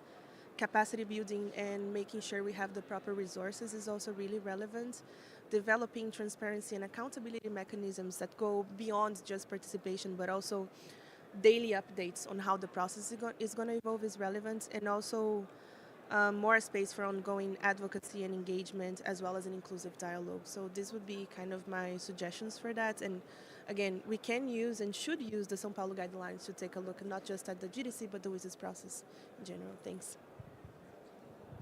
So thanks a lot for that, Bruna. And I think, the issue of commitment from all stakeholders, I think a key component there is that stakeholder groups are not homogenous. I think that's probably, the private sector is not just big tech. The business sector in the ICT, internet space is extremely diverse. And that applies to the technical community and to civil society and to governments as well. So thanks for emphasizing that. Chris. Okay, thank you. My name is Chris Buckridge. I'm here with probably a few different hats this week. As Henriette noted, I'm a member of the Multi-Stakeholder Advisory Group. I'm here with the ICANN delegation as a member of their board. Also working with the Global Forum on Cyber Expertise, and I think that's about it. But speaking, I think the common thread there is I'm a member of the technical community and have been working with institutions in the technical community as it's defined or understood in the WSIS context for a number of years now. And I think as that technical community, when we come in with a concept like digital justice, I think that is a kind of term that the technical community is often a little wary of. It sort of falls perhaps, or is seen as falling outside the idea of a technical community and a motivation of ensuring the internet works, ensuring the technology is prioritized. But I think the way you framed it in the opening there, Henriette, is really important. That idea of it being about participation and inclusivity. And so I'm doing some work actually on a study at the moment which is funded by CIRA, which is the Canadian Internet Registry. And part of that has been a survey of members of the technical community. And I think in that survey they were asked to reflect on multi-stakeholder models, and 2/3 of that group noted inclusivity as one of the really primary elements of a multi-stakeholder approach, of the technical community's preferred approach. So that idea of inclusivity is very much baked in. It's recognized as an area where we have a lot of work to do. I think whether we talk about the participation from Global South, whether we talk about gender balance, whether we talk about other sort of demographic groups that are perhaps underrepresented, there is a huge amount still to do, obviously. But it's also, I think, important there to note the important work that we have done. I think if we look at 20 years of WSIS, look at 20 years of internet governance processes, there has been a lot of work done, both to bring those groups into something like the IGF, but also in spaces like ICANN, like the regional internet registries and their policy processes. There have been very active efforts to make those more inclusive. Still work to do, absolutely, but also important to focus on that positive development. Now, I think one thing I would say, and this is, I know, touching a little bit on what Bruno was saying as well, we're at a moment of remarkable or noteworthy dynamism when it comes to venues and discussions for internet governance. There has been obviously the Global Digital Compact. There has been multiple discussions on AI, which have fanned out into different areas. There is the WSIS, obviously, which everyone is focused on, but also as part of that, there are lots of different areas where WSIS partners are doing different activities. Now, I think we need to recognize that that kind of proliferation of venues is actually an inclusivity issue in its own right. It makes it more difficult for stakeholder communities to actually take a meaningful role, to follow the discussions, to understand all of the implications that those different discussions can have. And that's where I think WSIS really it needs to be recognized, reclaimed, understood as its focus on cooperation for the information society, on bringing together, the really multiple different threads of digital that contribute to digital policy, internet governance, and making sure that they can be complementary to each other. And that's something that we've been focused on in relation to the IGF, but also looking to WSIS more broadly. So how can the IGF also be working with WSIS partners and others in that space? You do focus on the gaps. And I know we're running out of time. Jimson has to speak, but I just want to put you and Bruna maybe on the spot a little bit here. You talk about, I think you articulate how too many forums in a way creates a gap as well. It's a deficit because it becomes so hard to participate. But you also both talked about the IGF. what deficits are there in the IGF that you feel we need to address? So what are the big gaps if you want to just put that in one sentence? Well, I mean, and this is probably to turn around the argument we often make, I think the IGF itself needs to understand its place in this sort of broader ecosystem better. We need to have a really clear idea of what the IGF can bring to these other processes that are going on, because we know that it's a non-decisional forum. We know that that's sort of baked into its DNA, that that's actually an important point to retain, because it allows us to have more open discussions, more focus. But the IGF itself has to take responsibility for looking at, okay, we have these non-decisional spaces, we have important discussions, we have intersessional work that also goes on. How do we take that in a productive way to the spaces where decisions are made, to policymakers, whether it's in government or in technical community institutions? We've talked about that, we've looked at that, but I don't think the IGF has necessarily cracked the code on how best to facilitate that transfer of information. So that's what I'd see as a gap. Perfect. Thanks very much, Chris. I think that gives the next round something very concrete to build on. Jimson, I don't think Onika is online, and I'm sorry we're running a little bit late. We're going to open up later for conversation. I see a hand over there. Jimson, the floor is yours. I'm very happy to have you here as my fellow African champion. And introduce yourself briefly and tell us what you think the gaps are. You've been active in this process for a long time. And you are coming from a private sector perspective, but not a big tech perspective, but a business perspective. So what do you think are the main gaps? Okay, thank you very much, Harriet, and greetings, everybody. My name is Jimson Olufuye. I happen to be the chair of the Advisory Council of the Africa ICT Alliance. It's an alliance of private sector organizations, ICT associations, companies in Africa. We're now in about 42 countries in Africa. I haven't started with 6 countries in 2012. In my day life, I'm the principal consultant of contemporary consulting. We're into digitalization. We build capacities and help organizations come up with their private clouds. So it is. Well, I've also been involved in the IGF processes. I was a member of the IGF working group on improvement to IGF, that's CSTD working group on improvement to IGF, and also on enhanced cooperation on public policy matter pertaining to the internet, and also a member of MAG at a point in time. And I can see some of our members, you're also one of the members of those groups then.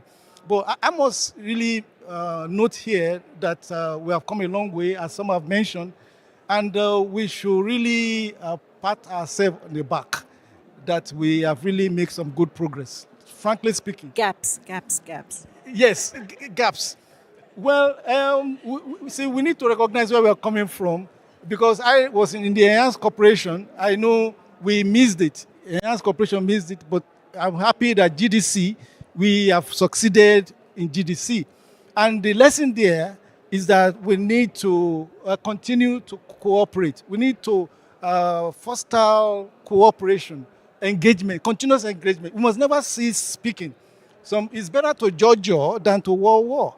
Okay, that is my takeaway. And also, we need to have some form of advisory council, maybe on the GDC for itself, because GDC is a good milestone. An advisory council that bring in all stakeholders, even the youth representative, the women, and the disabled. Bring everybody. The more you bring in people to hear their perspective, the better we have a more cohesive governance framework for the future. We must have our end result in mind.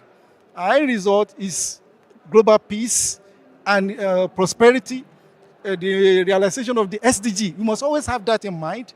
And when we have that in mind, then we will always see that nothing should prevent us from really working together. IGF need to continue, of course.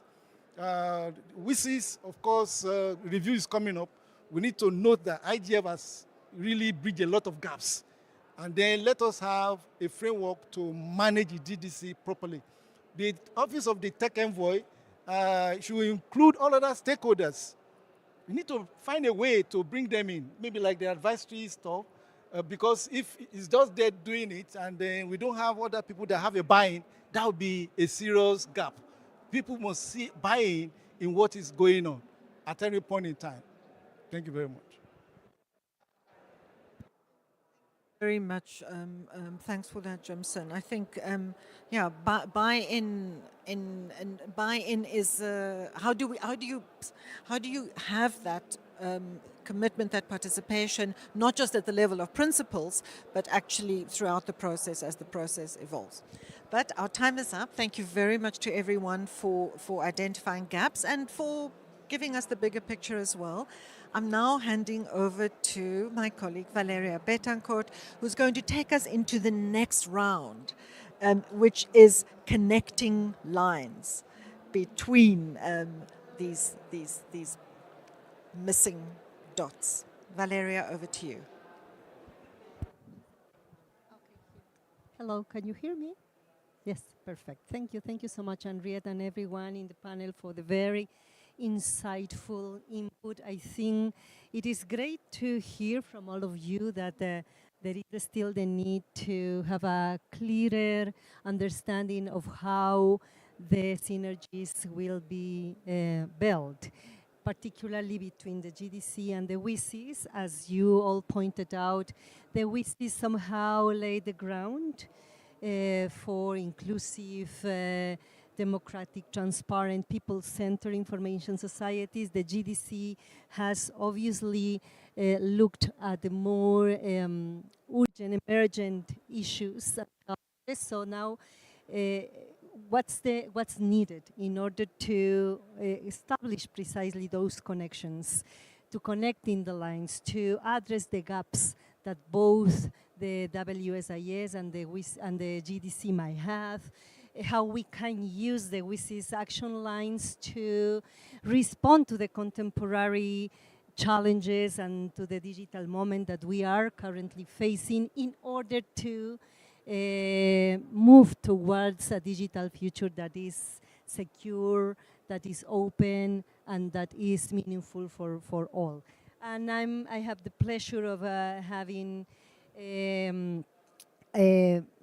excellent panel here. Can I check if we have Ambassador K online? Do we have Ambassador K online? Maybe let me just check.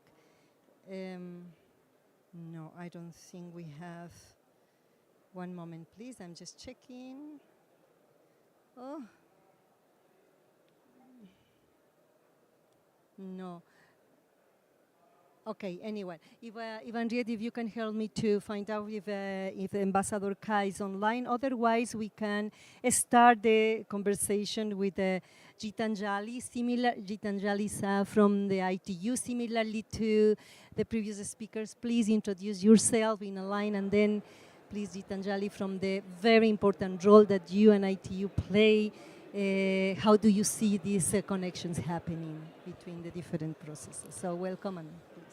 Thank you very much, Valeria, and it's nice to see all the colleagues again here at IGF. That's the beauty of IGF. Annually, it gives us an opportunity to get together, to meet, to talk about crucial issues of internet governance. So it's really nice to be here.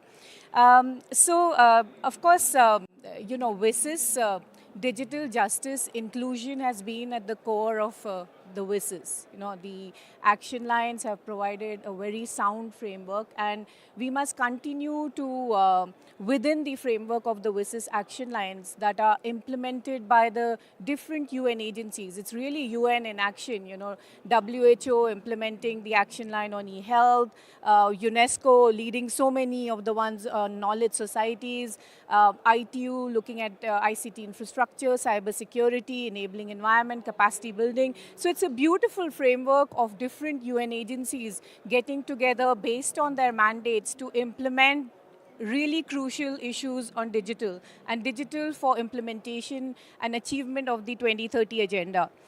So these action lines, of course, as we have been discussing, they provide a sound framework, but they must also continue to address emerging trends like AI, cybersecurity, so digital sovereignty, involving digital rights, and so on and so forth. So we have been working. The good news is that every year at the WSIS Forum and at the IGF, the UN action line facilitators have been updating the action lines. So if you go to the WSIS Forum page, you can always find emerging trends, opportunities and challenges for each action line, which we kind of update very regularly. Second point, of course, is to reinforce the multi-stakeholder engagement.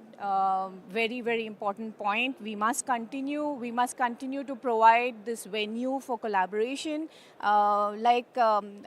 Monsieur just mentioned that, fostering inclusive multi-stakeholder engagement is extremely important.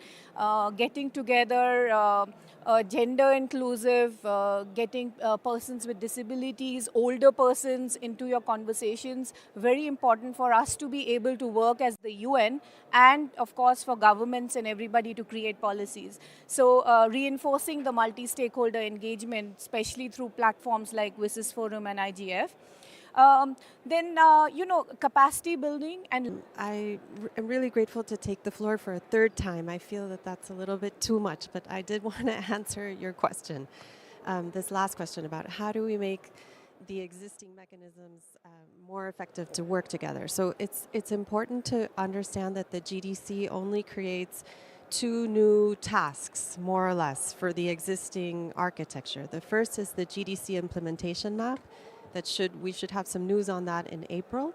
And it's a mapping that's meant to emerge information that makes it sort of easier for accountability and to find stakeholders and to connect dots. It shouldn't be a tremendous, enormous investment of time from the stakeholders or from the system.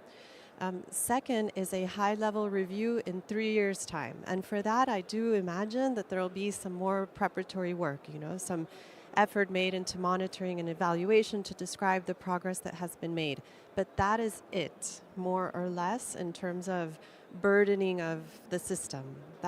So it's important to understand that the GDC itself doesn't task the system too much. It's up to the WSIS review to define how the 2 things work together. The GDC is clear about that. The member states wanted to be clear that they were going to decide how the WSIS and the GDC work together. And they ask the WSIS to consider, the WSIS review, to consider how it will build on GDC. So your question is the question to the member states.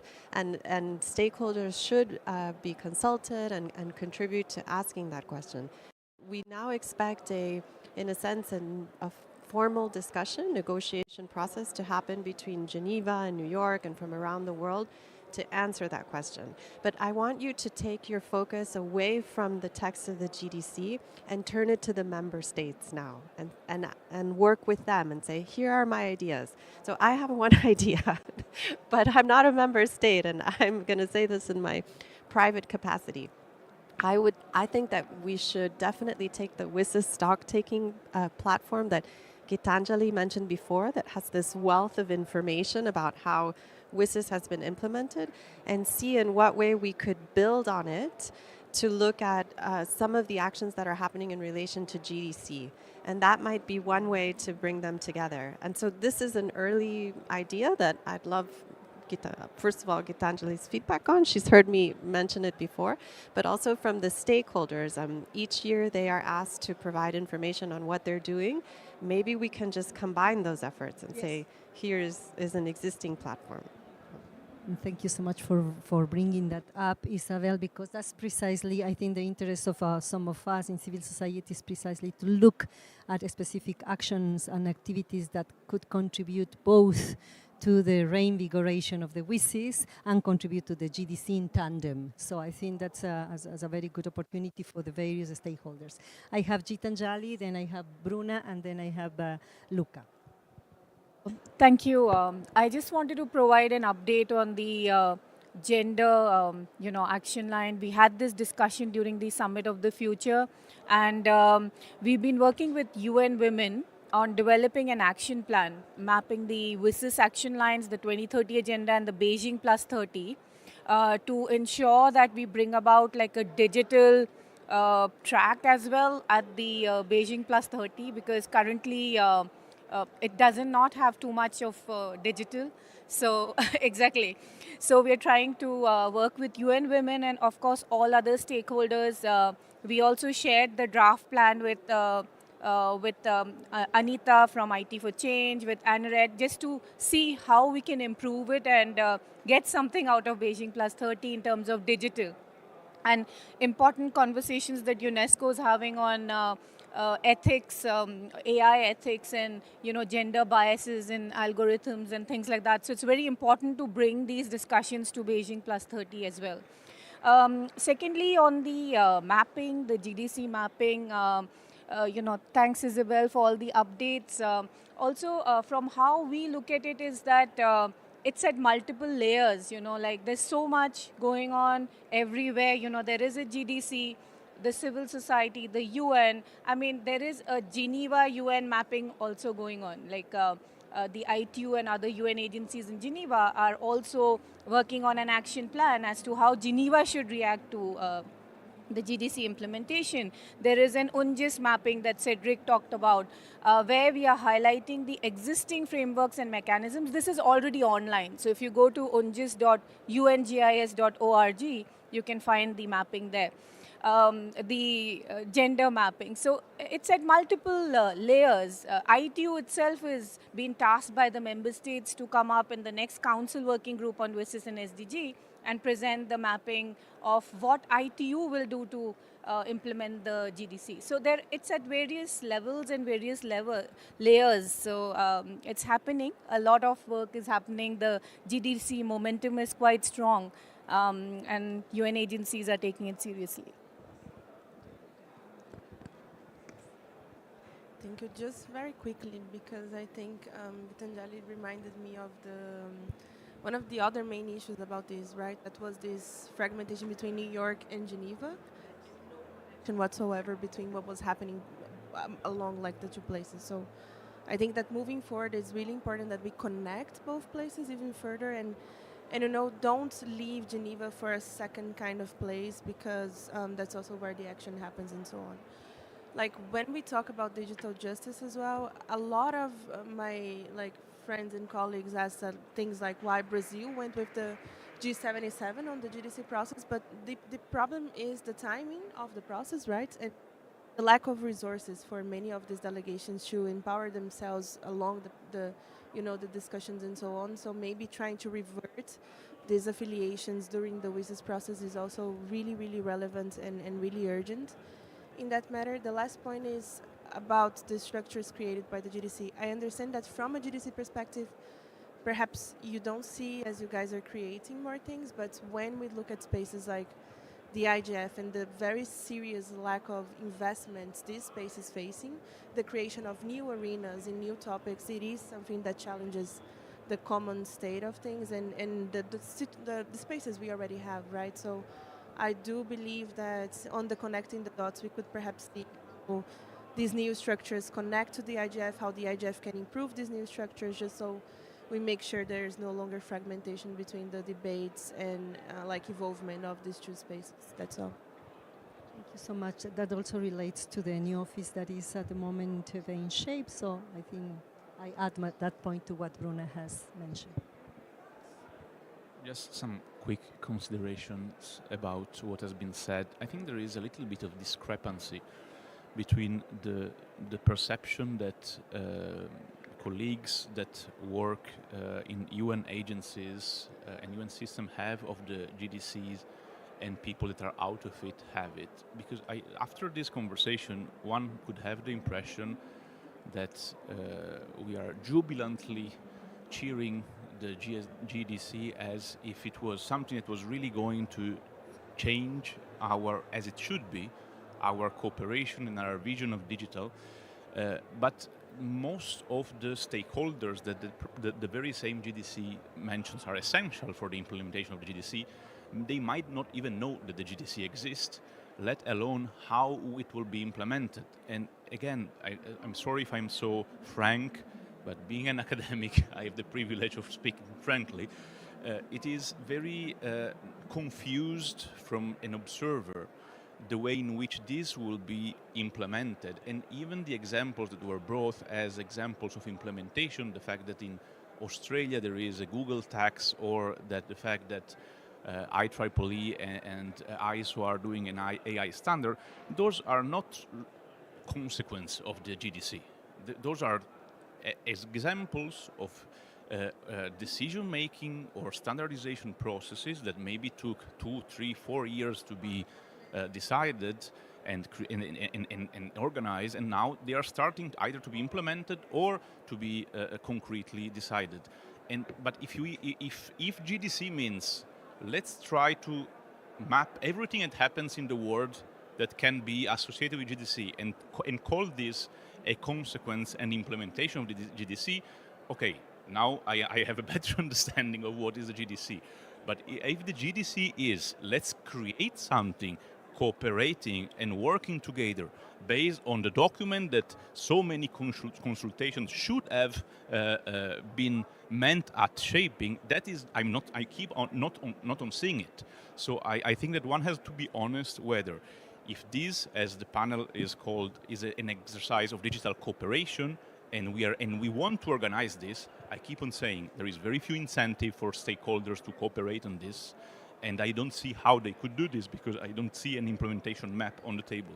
If the GDC is, let's put a nice list of all the aspirations we have, and let's try to find around the world all things that can be connected to this, and let's call them GDC implementation, okay, now is another story, and I think that might be even feasible, but it is not what I supposed the GDC was aimed at. Thank you very much. And sorry if I'm so pragmatic and not, and if I conclude with this injection of optimism. Thank you very much.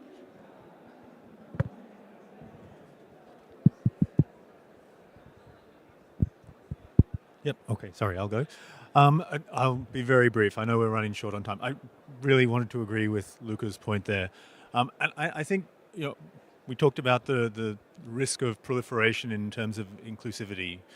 I think another thing that we see, and we absolutely see it happening now, it's a professionalization of this internet governance space, and that's natural. That's going to happen, but we need to sort of look back to that multi-stakeholder idea that WSIS and the WIGIG sort of talked about.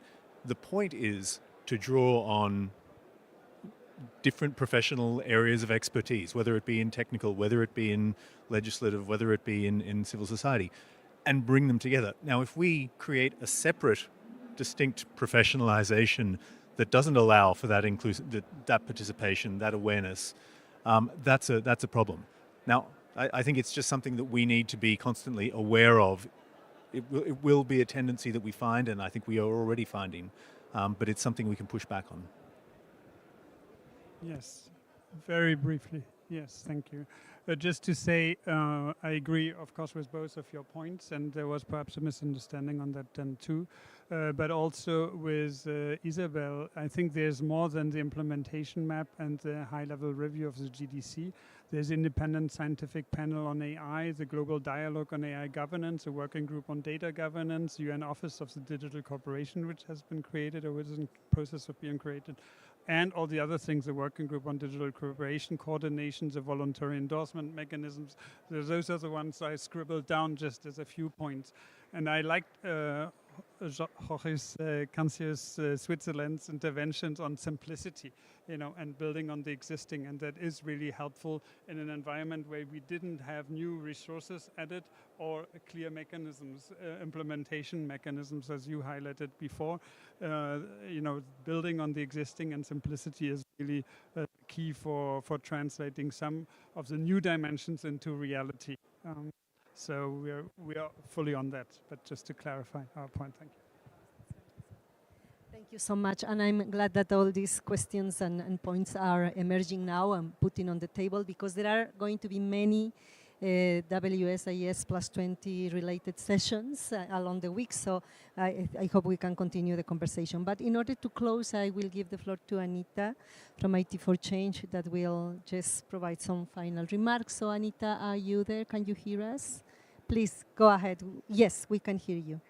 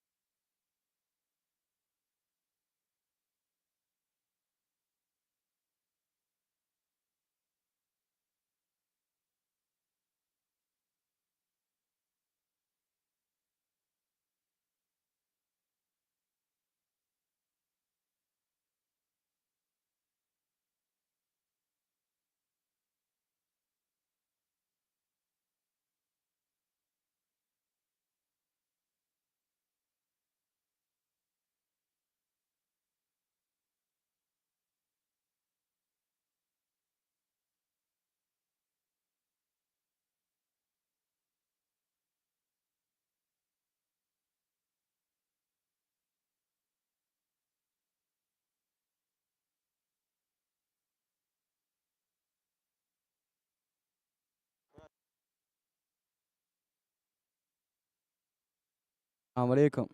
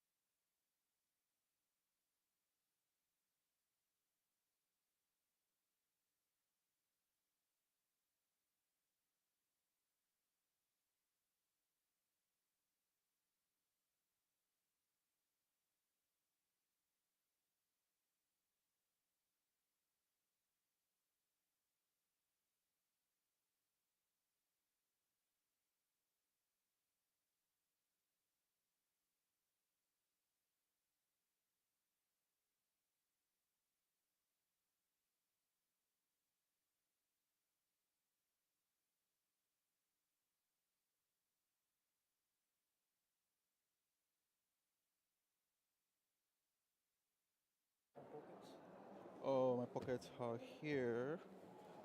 It's up here. It's a bit far away. You want to see it's in my pocket? Okay. Okay, wait.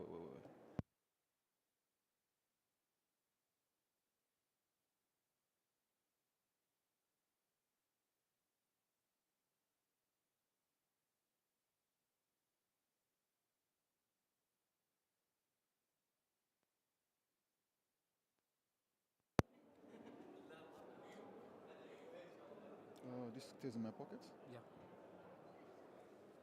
Okay.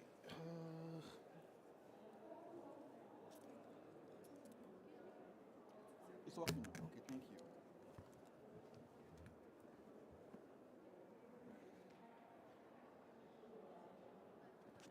Put it tape. Huh? Tape.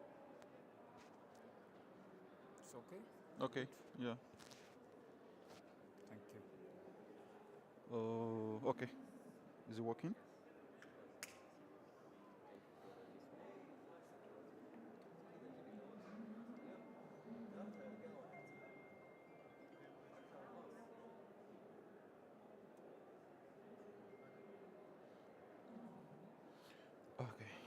So, oh, thank you so much.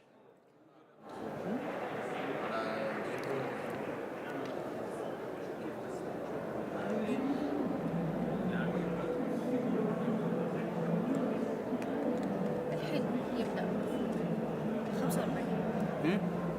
خلاص. You ready? Yeah, I'm ready. Okay, let's start. Hi, you're welcome. I just greeting you that you're welcome. Sure, sure, feel free. Who's this? Okay. I want to join online too. Is it necessary? No, who's this? He's attending. What is it? He's attending the session. Ah, okay. Yeah. I think he's speaker. No, it's not. No need for him, mic. Oh, not yet. If he's speaker, we're gonna give him mic. Yeah, I'm the only one speaking here in person. Boarding.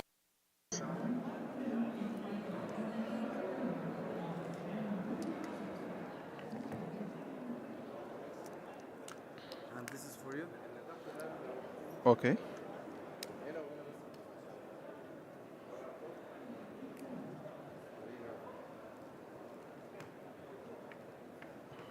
So these are the speakers. Kassan is online already. وصلتكم ريكوست. Gabriel Kassan. وصلتكم؟ We just got 2 so far. Yeah, Gabriel Kassan. 2 بس وصلنا صح؟ Gabriel Kassan. كاسل not yet. Is there? أي واحد اللي باقي معه. This guy. Is there Gabriel Kassan? Gabriel Kassan. Okay. You see him? Take this guy. Okay. Just I want to. the speakers. Oh, okay. Okay. Yeah. You see him? Okay. Great. Hola. Okay, we're ready. Yeah, I'm ready. Hi. How are you? Good to meet you. Mama. Good to see you. I'm fine.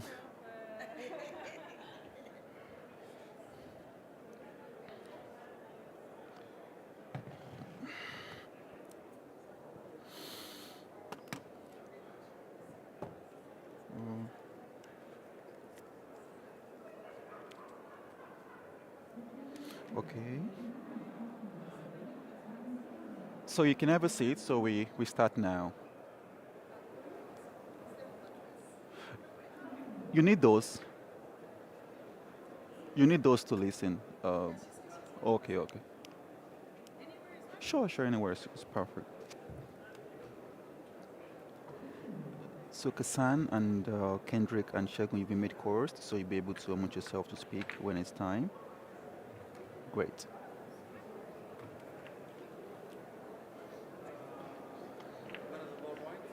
The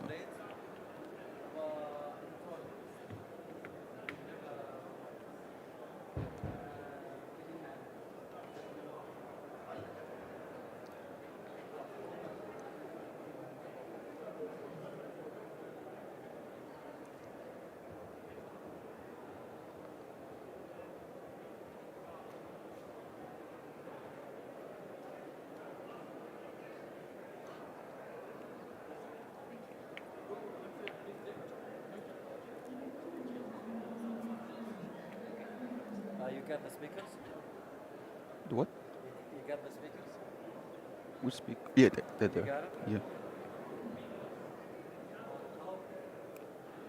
Okay, hello everybody and good afternoon, and thank you so much for joining this session today. So we're going to start without wasting any further time.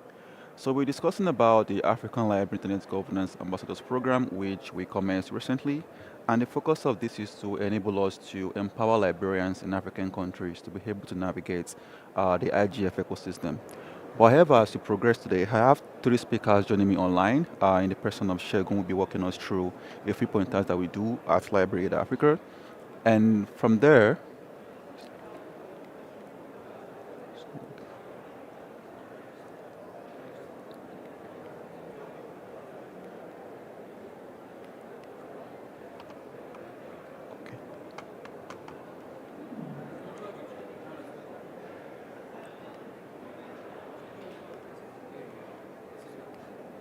okay. like this.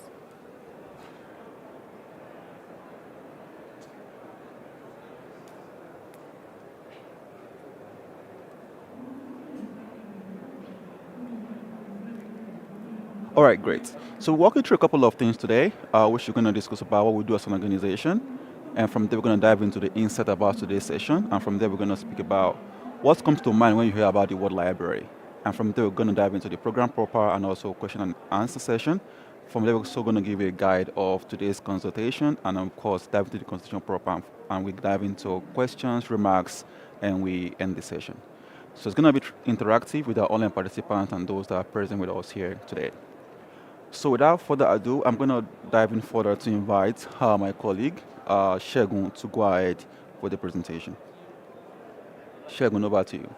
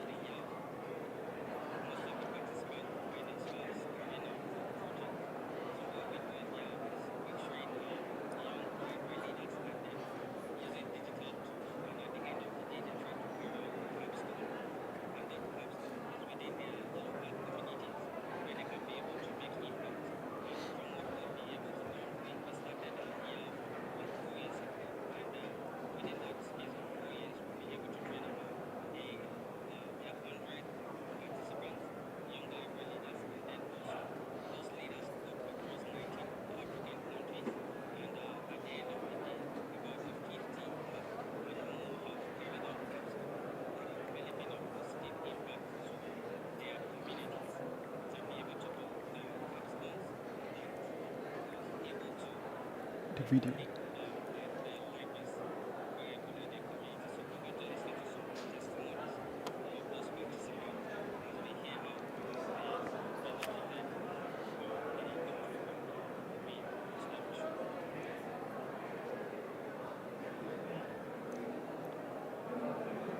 So the video will be played very soon, just a few seconds to play the video. Thank you.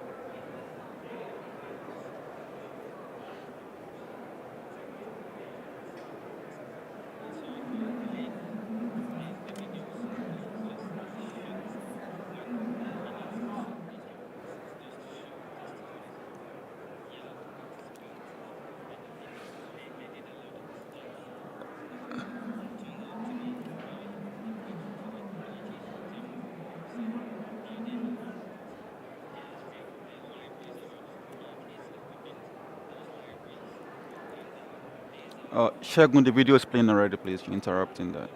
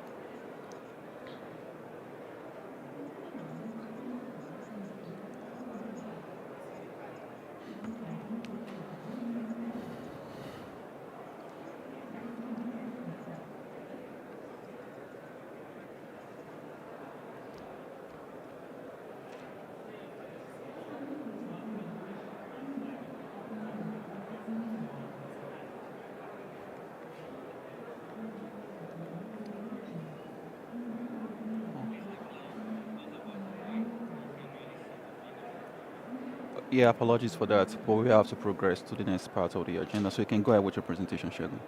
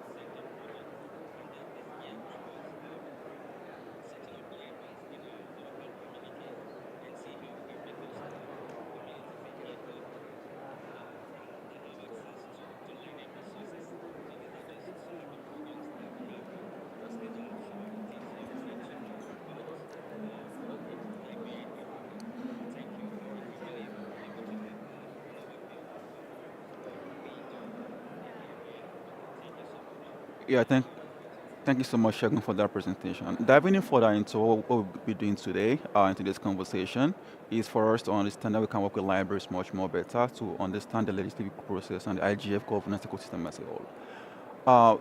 We're going to inquire about what libraries can do to be part of the IGF ecosystem, how libraries are essential partners to address digital public goods, and how libraries are key partners towards achieving digital features in African countries. And of course, also going to dive into to ideas about what can libraries do better, what can we do, how can we improve on things, what do we who should we collaborate with, and how can we upscale our work in the library ecosystem as we progress. But however, I have a question for you. What comes to mind when you hear the word libraries? Anybody can go. What comes to mind when you hear the word libraries? A lot of books. Yeah, okay, you're correct. You? Books? Okay. Okay. All right, I mean, we have different responses as regards to what comes to mind when you hear the word libraries. And I can see, let me check the chat box to see if there are responses in the chat box from my online participants. What comes to mind when you hear the word library? All right, you're all correct. But however, libraries over time are transforming from the quiet, boring space of books alone to a more innovative environment, right? And that's why empowering librarians' digital skills is important to upskill themselves to be able to make libraries much more vibrant, innovative ecosystem. Okay, and diving in further into this conversation, we'll be. Need to go back there. I'll be presenting to you proper what the program is all about. African Library Internet Governance Ambassadors Program, and what do we aim to achieve with this? So, what are we doing as a program on this particular intervention? We're working towards empowering library leaders in Africa to integrate libraries into the discourse and actions of the IGF. The national levels ensuring that active library participation across board is guaranteed, and also to ensure that we're able to shape internet governance policies and advance digital inclusion strategies for libraries in African countries. And why are we doing this?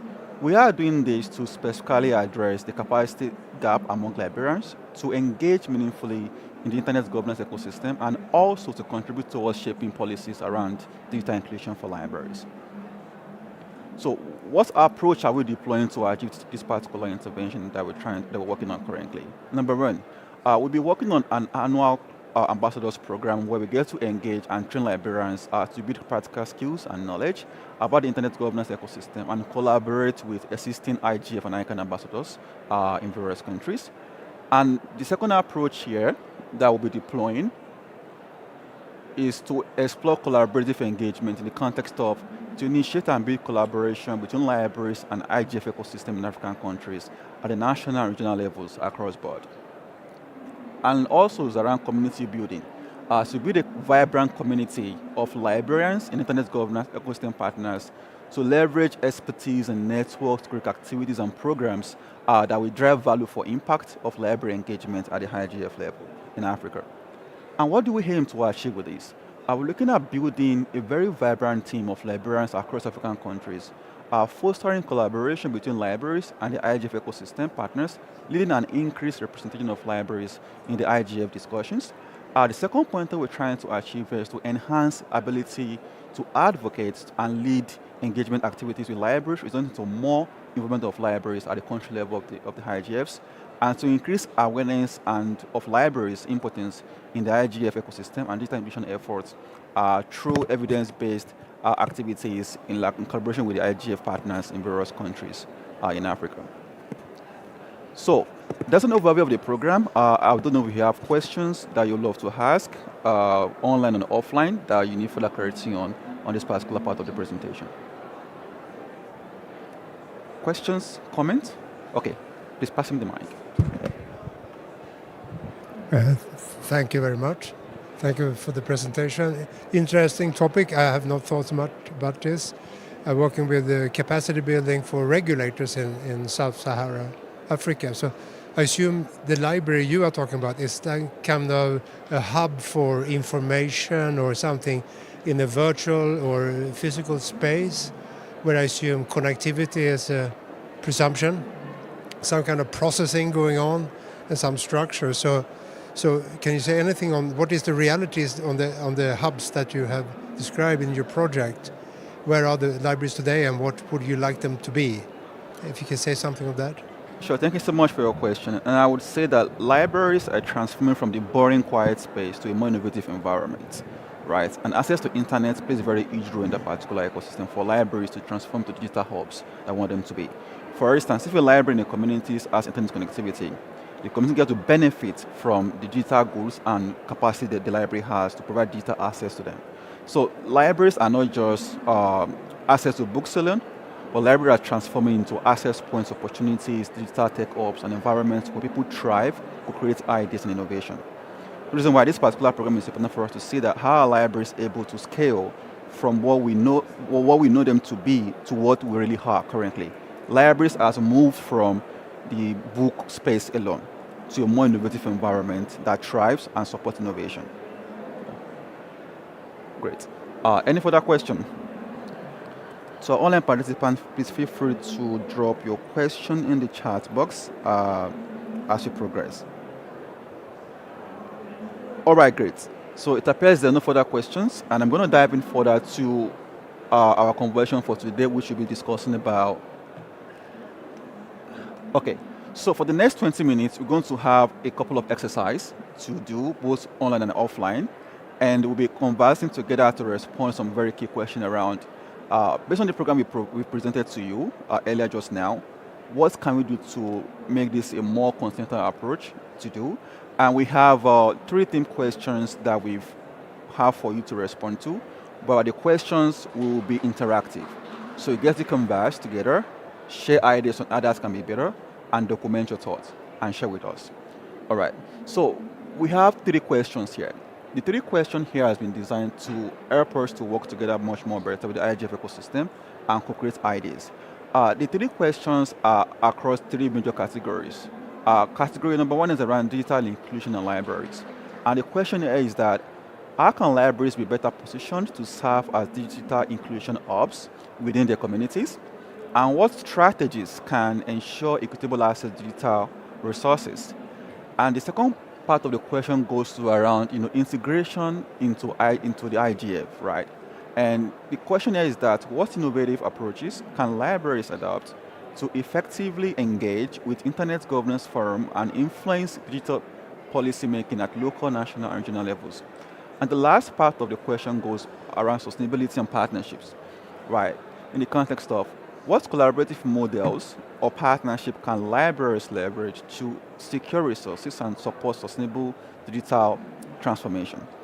So these are the questions we have. However, since it's a small crowd in person, so I think we can interact with these questions and share our ideas. So we have 20 minutes to discuss these things. So on the first question, all right, for those in the room and those online also, right, how can libraries be better positioned to serve as digital inclusion hubs within their communities? And what strategies can ensure equitable access to digital resources and tools?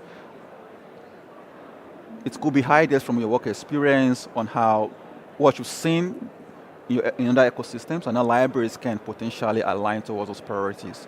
Please feel free to speak. Okay, thank you.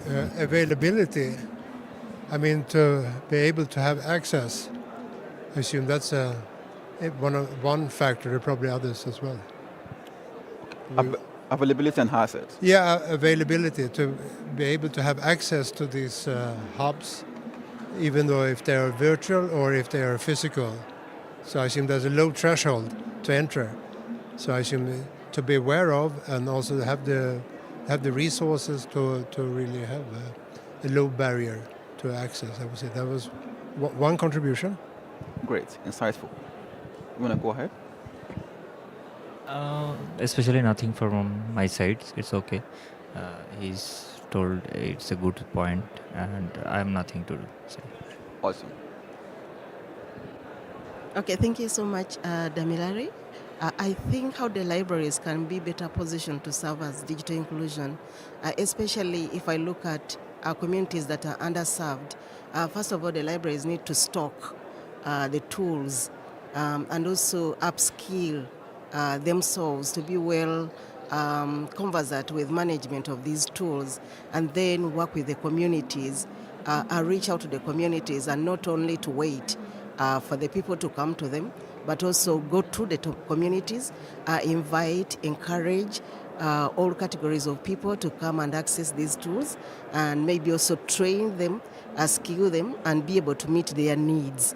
Because if they are not able to meet their needs, then they're going to work in isolation, and the communities will not see these libraries as something important or a space that will be important for them to visit and access. And maybe the strategy is that they need to work with other partners within the ecosystem and the infosphere so that they are able to know what exactly is offered by others so that they come in to assist. Interestingly, you mentioned availability and access, and you emphasized more community engagement and integration, right? Brilliant. Well, yeah, I think I would also complement the idea of Sarah, but also of what he mentioned about the first step for me would be the infrastructure. So already know if the libraries can have access to the internet, what kind of access do they have, but also perhaps to operate in a more contextualized way to make sure that they understand the needs of their communities, because they can vary. Also, it can be quite different. But I also found very interesting what you mentioned about the library tracker, so that libraries can connect to each other. I found that a great solution also. So perhaps some libraries who have less resources or less access know that there's other libraries around in the region that they can also rely on, and perhaps even complement the resources they have, or some questions on challenges. Interestingly, I mean, our pointers are interconnected: availability and access, community engagement, and infrastructure. Because all these are essential components to bring together to make libraries thrive digitally. All right. Diving into the next point of the conversation here, which is about integration into the internet governance. And the question here specifically aligns towards what innovative approaches can libraries adopt to effectively engage with Internet Governance Forum and influence digital policy at local, national, and regional levels? This is a more technical question. Sure, go ahead. Thank you. The question is not obvious for me, probably because I don't know enough of the IGF's different forums, but I assume it has to be the possibility to advance the usage, but in the same time you have to have, as was underscored previously, the competence, capacity, ability to be able to integrate, and assuming then that you have access and connectivity and that is stable, and also that the places are secure. I mean, you showed Abuja. I mean, Nigeria is maybe a case point, so that these are secure spaces where you can really get into this. And I assume there could then be ambassadors for usage to advance. How do you step onto the digital transformation, basically, where the internet is a tool for doing anything? I mean, education, training, upskilling, other things. So that means that the internet becomes an integrated part of the library as an information hub.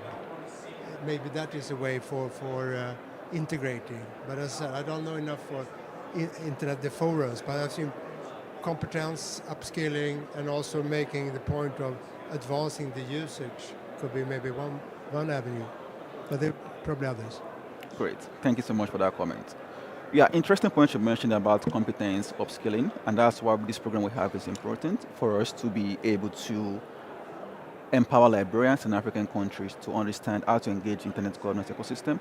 And a few pointers we're trying to work on here is to make sure that we are able to train librarians on what internet governance is all about, and engage them with local IGFs in the various communities, and engage in conversations, and to prioritize library connectivity in their societies. And through those kind of dialogues and conversations, we'll see a more collaborative effort to drive capacity, competence that you've mentioned, and also lead to these libraries being more information hubs that are much more vibrant, leveraging technology. Thank you so much for that. Madam Sarah, do you have any comments to add on that? Thank you so much. I think to begin with, libraries need to know that they are not almost mentioned in the IGF.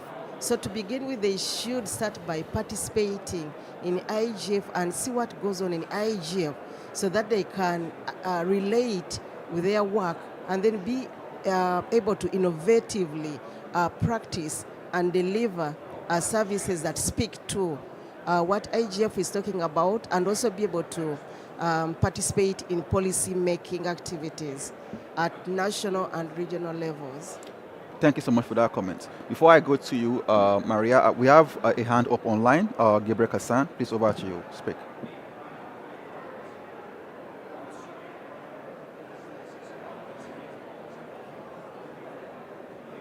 Gabriel, are you able to unmute yourself to speak?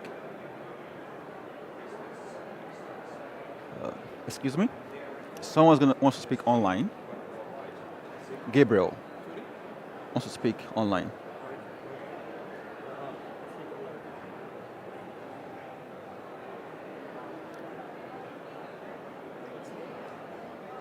Sure, go ahead.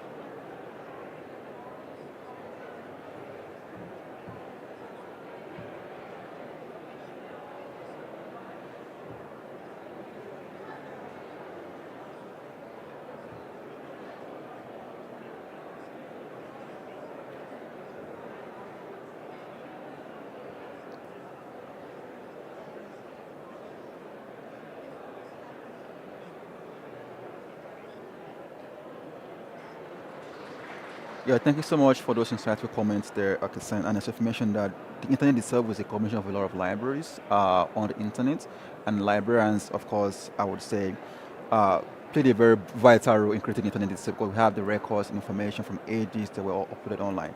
And I hope that through this conversation we're having now, we're able to see bringing more librarians on board to contribute meaningfully and actively to internet governance ecosystem. Opo Maria, do you have pointers you want to add up on this particular question?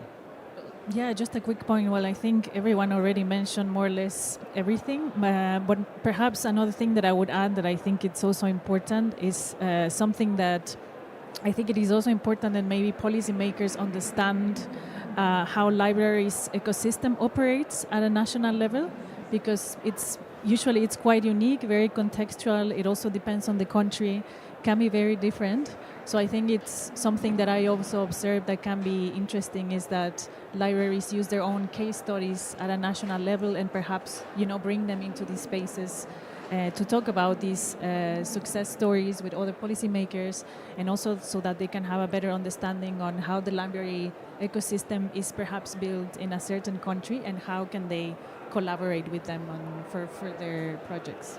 Interesting point as that you mentioned about storytelling and communicating impact, and that shows for the need for us to upskill librarians on how to document the impact, communicate advocacy, and engage with key stakeholders in their various society.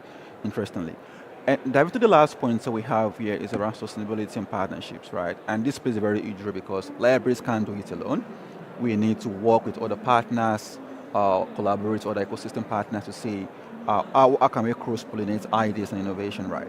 And what collaborative models or partnership can libraries leverage to secure resources and support sustainable digital transformation initiatives in the societies? You want to go, please go ahead. Thank you. It's a very good initiative. I'm seeing the full session. So I'm just find out some points for this particular section only because I'm working types of that. We are working on digital literacy. So library, you can collaborate schools and college levels. So there can students can be learn many things from the library. Next part is the public-private company. Uh, then they will be support this program, and in technologies company also more than I. Major things is local startup companies. They can be develop this initiative and grow up. That's all. That's all from my side. Sure. Thank you so much for that. From your pointers, you spoke about a lot about public-private partnerships and how libraries can engage key partners in the private sector, technology company partners, NGOs and other partners to see how we can cross-pollinate innovation, not just we doing it alone, but engaging these partners to scale impact and spread the word out there of what our roles are. Thank you so much. Going forward on that, any comments you want to add to that question? What collaborative models or partnership can libraries leverage to secure resources and support for sustainable digital transformation initiatives? For those online, if you're willing to speak, kindly raise your hands or you can drop your responses in the chat box and I'm able to read on your behalf over here. Sure, go ahead. I think maybe it could be on the education sector or if training. So it's a combination both on the school side and the other will be on the professional side. I mean, work-related upskilling to use the libraries as a hub or central for competence center, if that could be possible. So both going school side and then the other professional companies, public institutions, other that would like to see the advancement, and particularly you're talking about digital transformation, a number of skills will be, soft skills of various kinds will be essential. So that's two possibilities. Interesting. Thank you so much for that. Madam Sarah?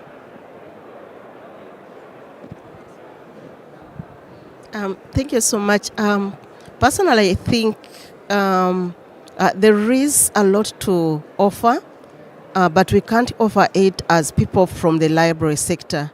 So we need to work in a model which is multi-stakeholder, take on a multi-stakeholder approach so that we can contribute. I know we can contribute to so many of them. Health, we can come in to contribute, education, agriculture. We don't have to work alone anymore, but we have to work as a multi-stakeholder group to be able to attract funding, to be able to win resources, and then be able to take on the sustainability part of it and also the digital transformation that we want to see. Great. You have a point, Maria? Sure. Yeah, just a final point. I think I would also, well, adding up to what Sarah said, I would also say perhaps also a model could be for libraries to dare to venture a bit beyond the library and information, not necessarily field, but ecosystem, also because libraries in the latest years, they also engage in a lot of different themes. They engage a lot in democracy-related themes, peace building, support of digital skills, like you said. So I also perhaps think it is also interesting to explore these intersections that libraries have and see if there is an opportunity to engage with the stakeholders that libraries are sometimes not used to engaging with in these spaces. Thank you. An emphasis on intersection of our work in the library space in terms of our work related with health, education, uh, um, no poverty, zero hunger, connecting those dots to engage and speak the language that these partners understand. Great. Thank you so much for your insightful responses. My colleagues are documenting these thoughts you shared with us, and that will further inform our decision going forward on how we shape things forward on this particular intervention. And going forward on today's charts, we'd love to hear from general remarks from you in terms of idea, thoughts you have in your mind you want to share that we have not mentioned in this conversation today, that you think will be worth exploring for libraries as we progress to be much more digital savvy and further build strong capacity of librarians and upskill librarians to be able to engage in digital economy opportunities. And not just that, how libraries can be best positioned as a hub for digital empowerment. So if there are comments or general remarks you have that we have not captured, that you think will be essential for us to capture as we progress in this conversation, and afterwards for implementation, please go ahead and speak about those. Sure. I just thinking of how do you reach the youth or the people, your customers, or you say your clients, the public. I assume that's an issue that is could be challenging depending upon context, social setting, and capacity. So I assume access will be how do you reach out basically, and also in the media landscape, changing with different formats, shorter communication from youth, etc. So the ability to reach various information channels. I assume, to reach and get a positive development for this. But otherwise, very interesting to hear this, because this was not something that I've been thinking so much about, but makes a lot of sense. Very good job you're doing. Thank you so much for your comments. We'll take that into consideration as we progress. Yeah. Thank you so much, Damilari. I found your presentation quite interesting and enriching. I can say that from a librarian perspective, I think we are not going to fight the digital tools. We are not going to fight AI, but rather we work to ensure that we encourage everyone to use these tools responsibly, to use these tools maybe in governance, information access. We can also navigate this space in an ethical way, so that we can benefit from the benefits that they come along with. Otherwise, if you want to fight the digital tools, we are likely to lose the war. We cannot afford anymore to do that. And also we start from our youth, the kids at home.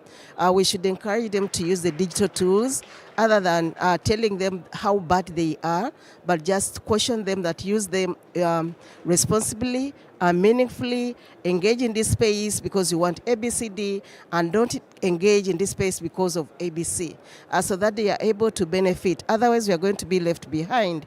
And yet we are already saying no one should be left behind. And also to the elderly, we should also tell them how beautiful digital inclusion is in their activities and the communities as well. Because if they are farmers, they also need to get the best prices of their crops, produce. But if they are not digitally literate, they are not able to find the best prices for their commodities. And also to the learners, we need to inform them that they can pass well their courseworks, their exams, if they engaged so well in the digital space and do a lot of preparations, seminars, group work, and the like. And then, of course, the traders, they will do the same. I thank you. I love how practical you are with your interventions, and these are the comments we'll be taking notes now, and these are things we're going to say, how do we integrate this going forward and improve on them as we dive in towards implementing this particular intervention. Yes, Maria. Well, no, not final comments really, just to congratulate you on everything you're doing. I think it's really great because you're doing not just capacity building, but also you're keeping the field stronger by keeping the libraries interconnected. And yeah, that's also what makes the field stronger on the long term. So congratulations on everything. Great, thank you so much for the feedbacks, for the interaction, and for the conversation. I believe we've been able to dive into a couple of things today, which has informed our decision, which will inform our decision going forward, I must say, on some clear pointers of what we want to do. Gabriel Kassan, do you have any comments you want to add as we round up this session this afternoon? Gabriel, any comments you want to add?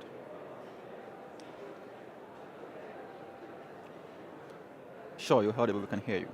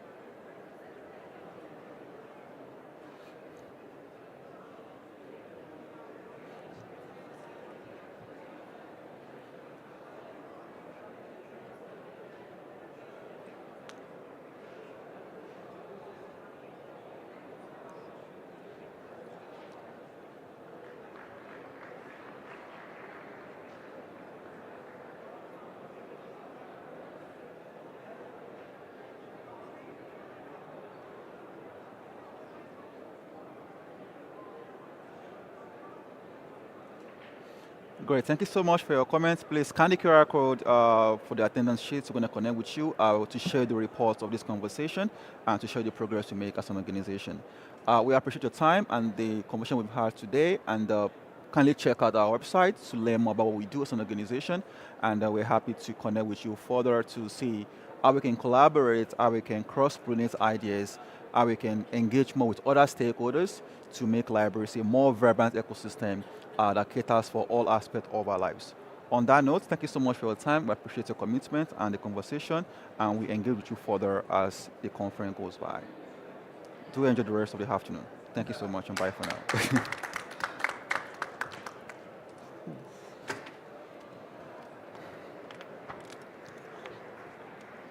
We're done.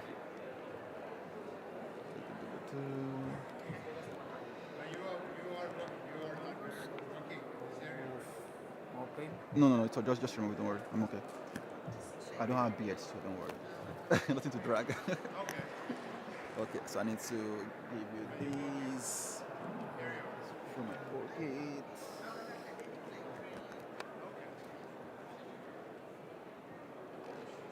Oh shit, I didn't break anything.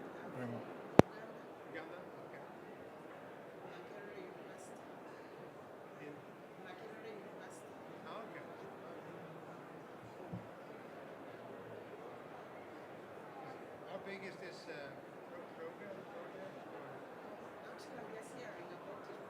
Okay.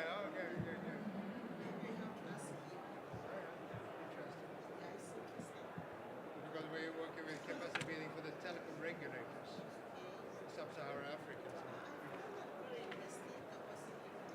Yes, it's a spider with so Uganda is part of UCC, the regulator is part of the. So we have a booth over there, a spider. Stockholm University, yes. And our director, she is from Uganda. Caroline Lamba. Kampala. So this was interesting because it's like information what you do with this one, as you said, the resources, about the situation. I assume it varies between the different countries. And it's like in infrastructure, you need connectivity.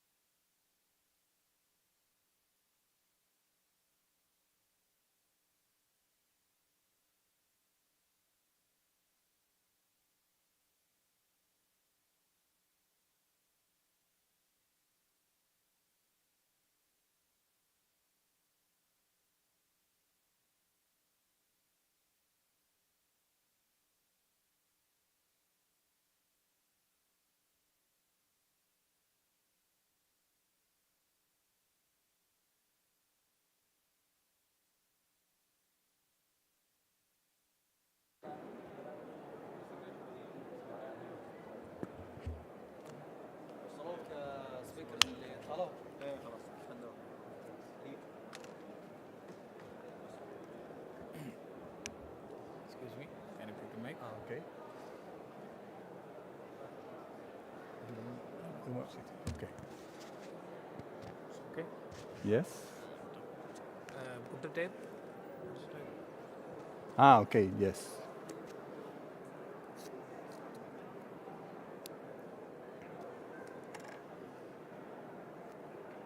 Beard's problem. Okay. Yeah. Done. Okay. Thank you. And then The orbit. here.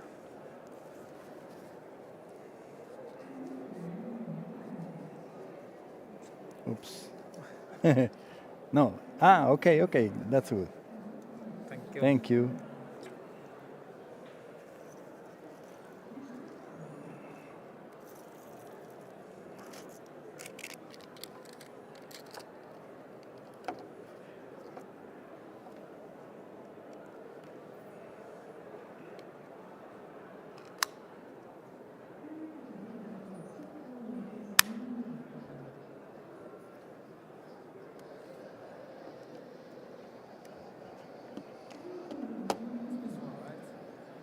Sorry?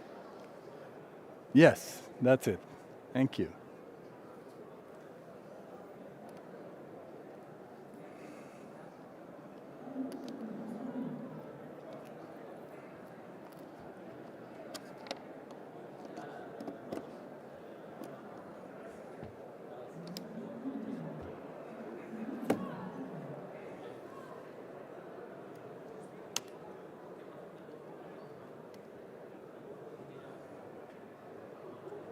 Hmm.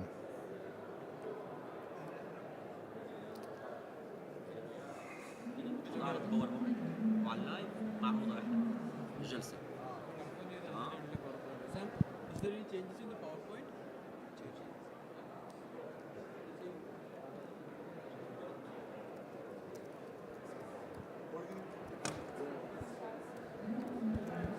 Hola. Bien.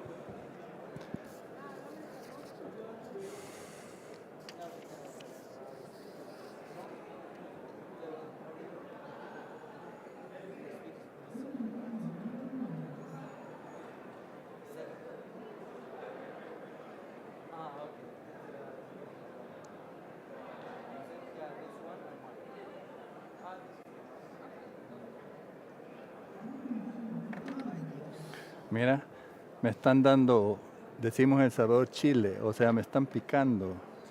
Esta es mi familia. Ayer estuvieron reunidos. We got PowerPoint for this session. Do you want it to go on the screen? ¿Tenés un PowerPoint? No. Okay, that's when we just talk. Esta es mi mamá.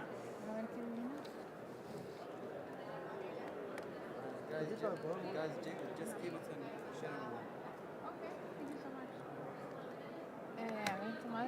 it. Esta es mi mamá, mi hermano menor, mi hermana, mi esposa, nuestra chuchita, nuestra perrita, mi hijo mayor y su esposa, mi hermana. Ah, pues esta es mi hermana, mi hermano, las gemelas que son mis sobrinas. ¿Quién más? Bueno, estos son mis tíos. ¿Y todos viven ahí o No, muchos se volaron? juntaron. Todos No. Ah, yes. Thank you. Keep it just like this. Okay.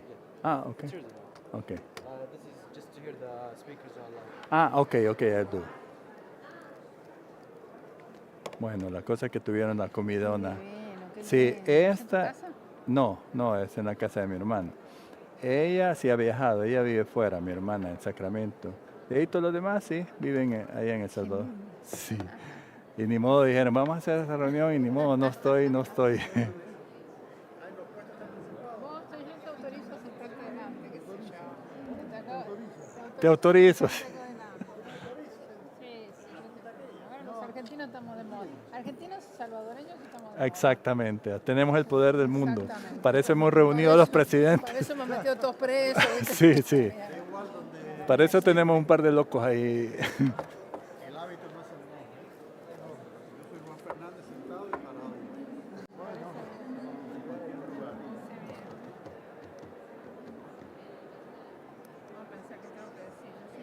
No, pero es que no sabía si esto estaba, porque hay panelistas. Sentate, Juan, dale, ya basta. Sí, está.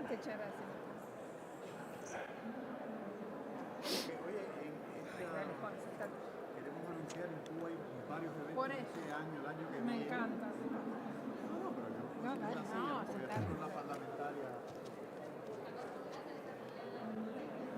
Ah, hola.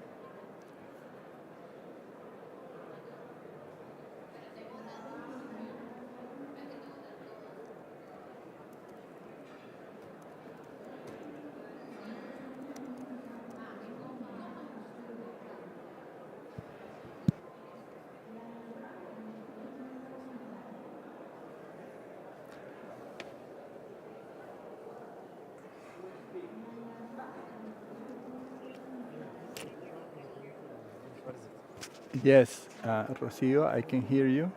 Yes. All good? Rocio, this is Lito. Check, check. Check. Yeah, check. Check, check. Can you hear me, Rocio? Rocio, can you hear me? They don't. They don't listen to me here through this. I don't know if this is turned on. Is it turned on? I mean. Okay, try to speak. Okay. Okay. Rocio, can you hear me? No, it's good. Just wait. Hola, hola. Okay, try now. Okay, can you hear me?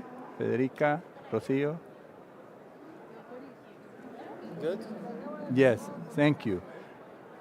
¿Ya tienen los intérpretes?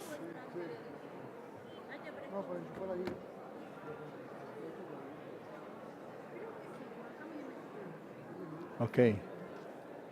Okay.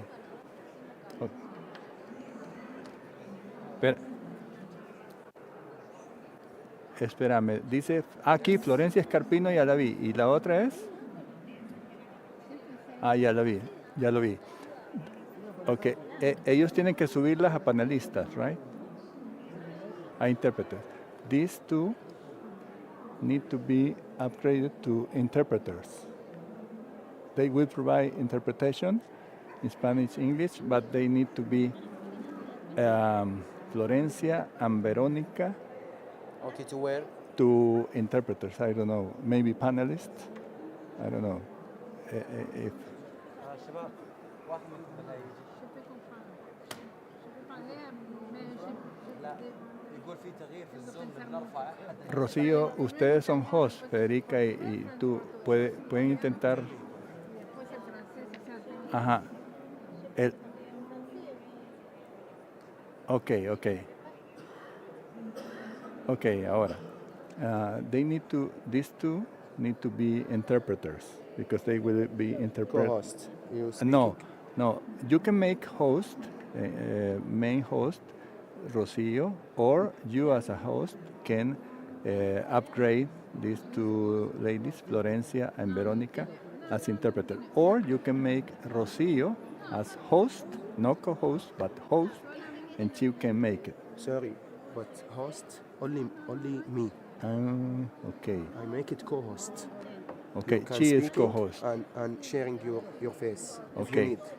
Rocío, ¿qué necesitan hacer? ¿Qué necesita hacer el host para subirlas a you can speaking and you can sharing your face only. Okay. But you control the live. Okay. It's my job. Okay, good. Okay. So let me ask.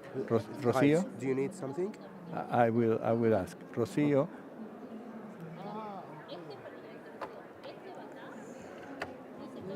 vale, ok, aquí te voy a pasar mis audífonos y de explicar en inglés. Vamos a ver.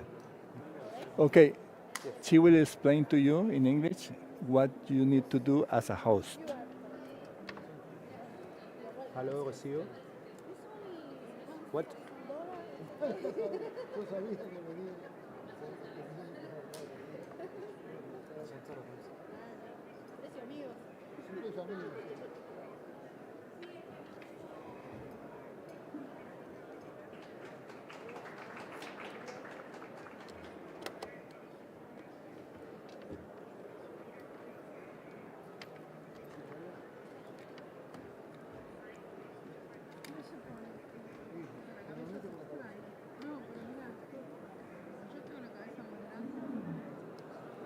Okay, just a second. Okay. Hola, bueno, va a ir a intentar. De nada, ojalá trabaje. Sí, a ver si lo logramos.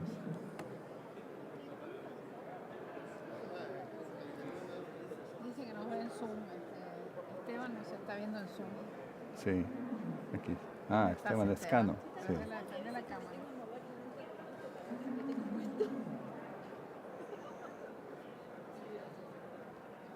Sí, por estar escuchando todo el background, el backstage. Esto del sonido es... ¿Estuviste en Lituania? En el IGF en Lituania, ahora lo mismo. Ok, gracias a todos. Ah, estás hablando ahí. Esperamos que resuelvan el tema técnico y comenzamos. Ya hay gente en la sala. Yes. Tell Rocío? Rocío, Ajá. again your speak. What do you Again mean? your order. Again your order. What? Yes. The name? Yes. Again your order. Que traten de hablar. What? Okay. Florencia en Verónica. La, Rocío. No. Rocío. What tell me again? Que Rocío. Rocío, I will get you with the person in charge here. Rocío. Hola, Rocío. Okay, ya te habla. Speak to Rocío. Rocío. Please tell me what you need again.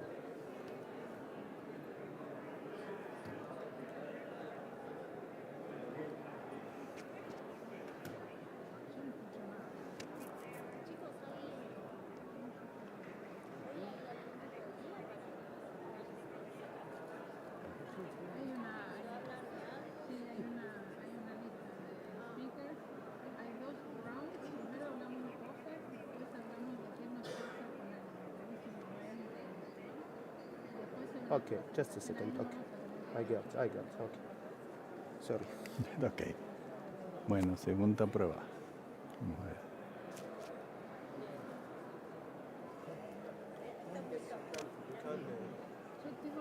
Sí, ahora está de anfitrión. Ajá, sí, hacerlo entonces.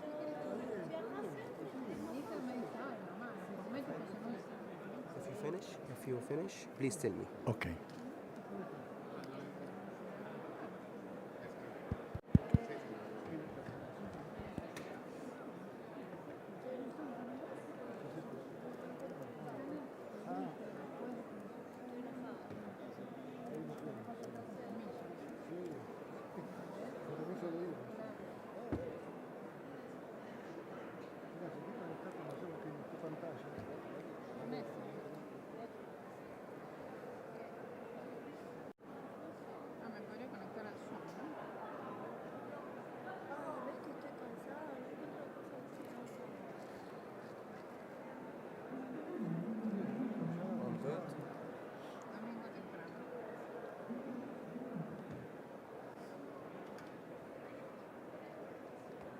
Ok.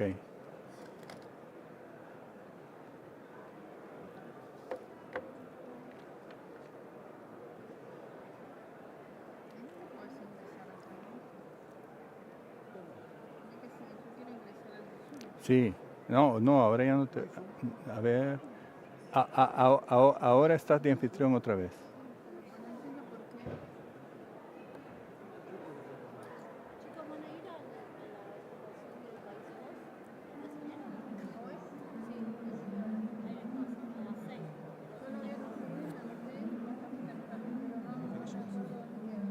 Finish it. No, Rocío, she's finish trying it. again. Okay. Hola, Rosy. One more. 1 second. No. 1 minute. Yes, more.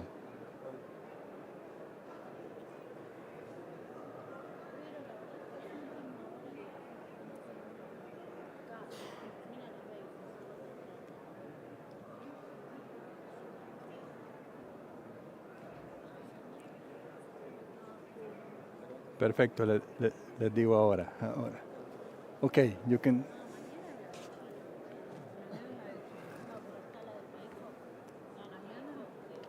Ya. ¿Comenzamos?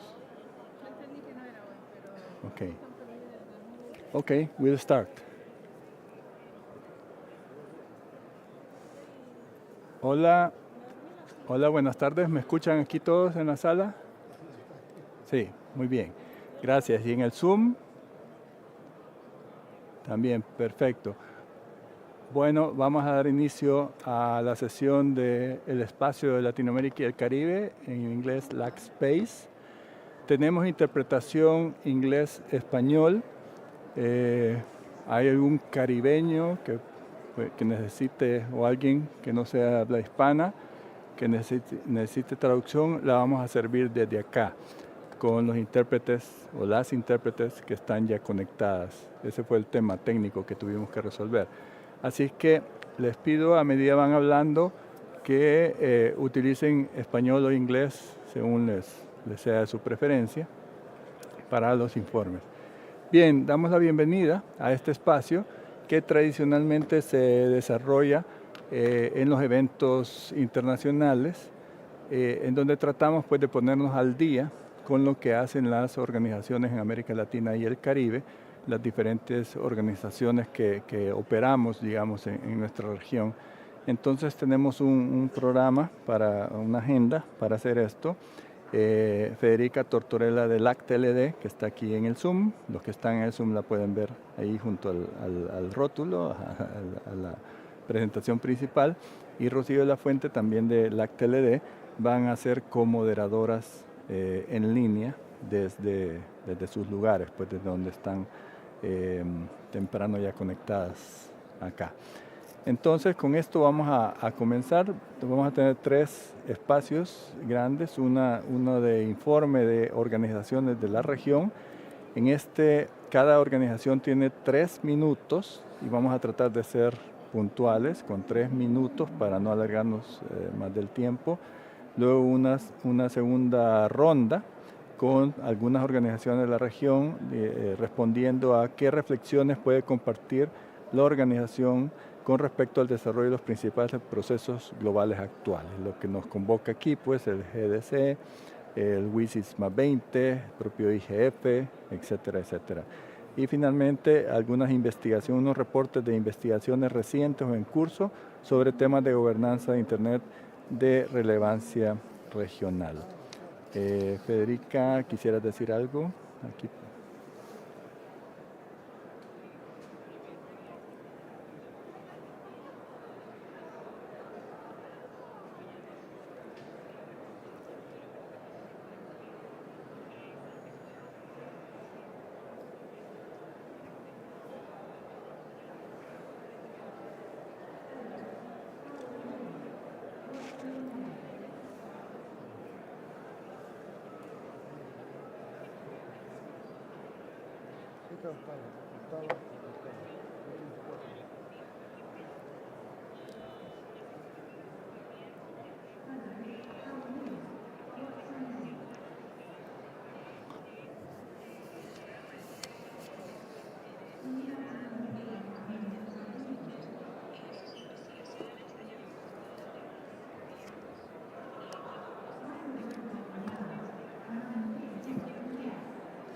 No, si querés, a menos que necesite algún apoyo, si querés sigo el programa que ustedes me enviaron y voy llamando a las personas, ¿sí?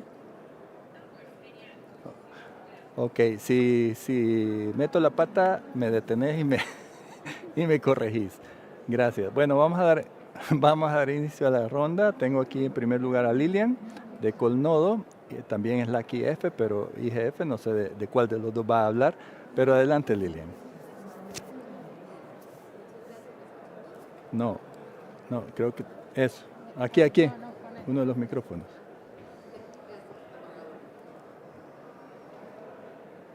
Ahora sí. Ahora sí. Okay. Adelante. Bueno, muchísimas gracias. Bueno, qué gusto encontrarles acá en Riad y a quienes también están acompañándonos en línea. Sí, como Lito les comentaba, mi nombre es Lilian Chamorro, hago parte de Colnodo, que es una ONG colombiana que en la actualidad ejerce también la secretaría del LAC IGF.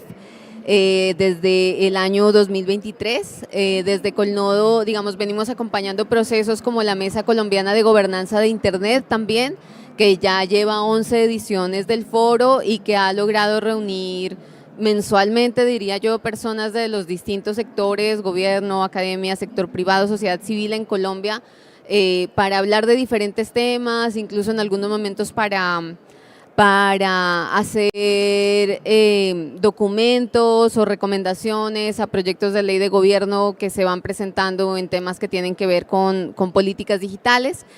Y digamos, desde esta experiencia, en el 2023 nos postulamos para hacer la secretaría del LAC IGF, fuimos seleccionados por el Comité de Múltiples Partes Interesadas del LAC IGF y es desde esta experiencia que les voy a hablar en este momento.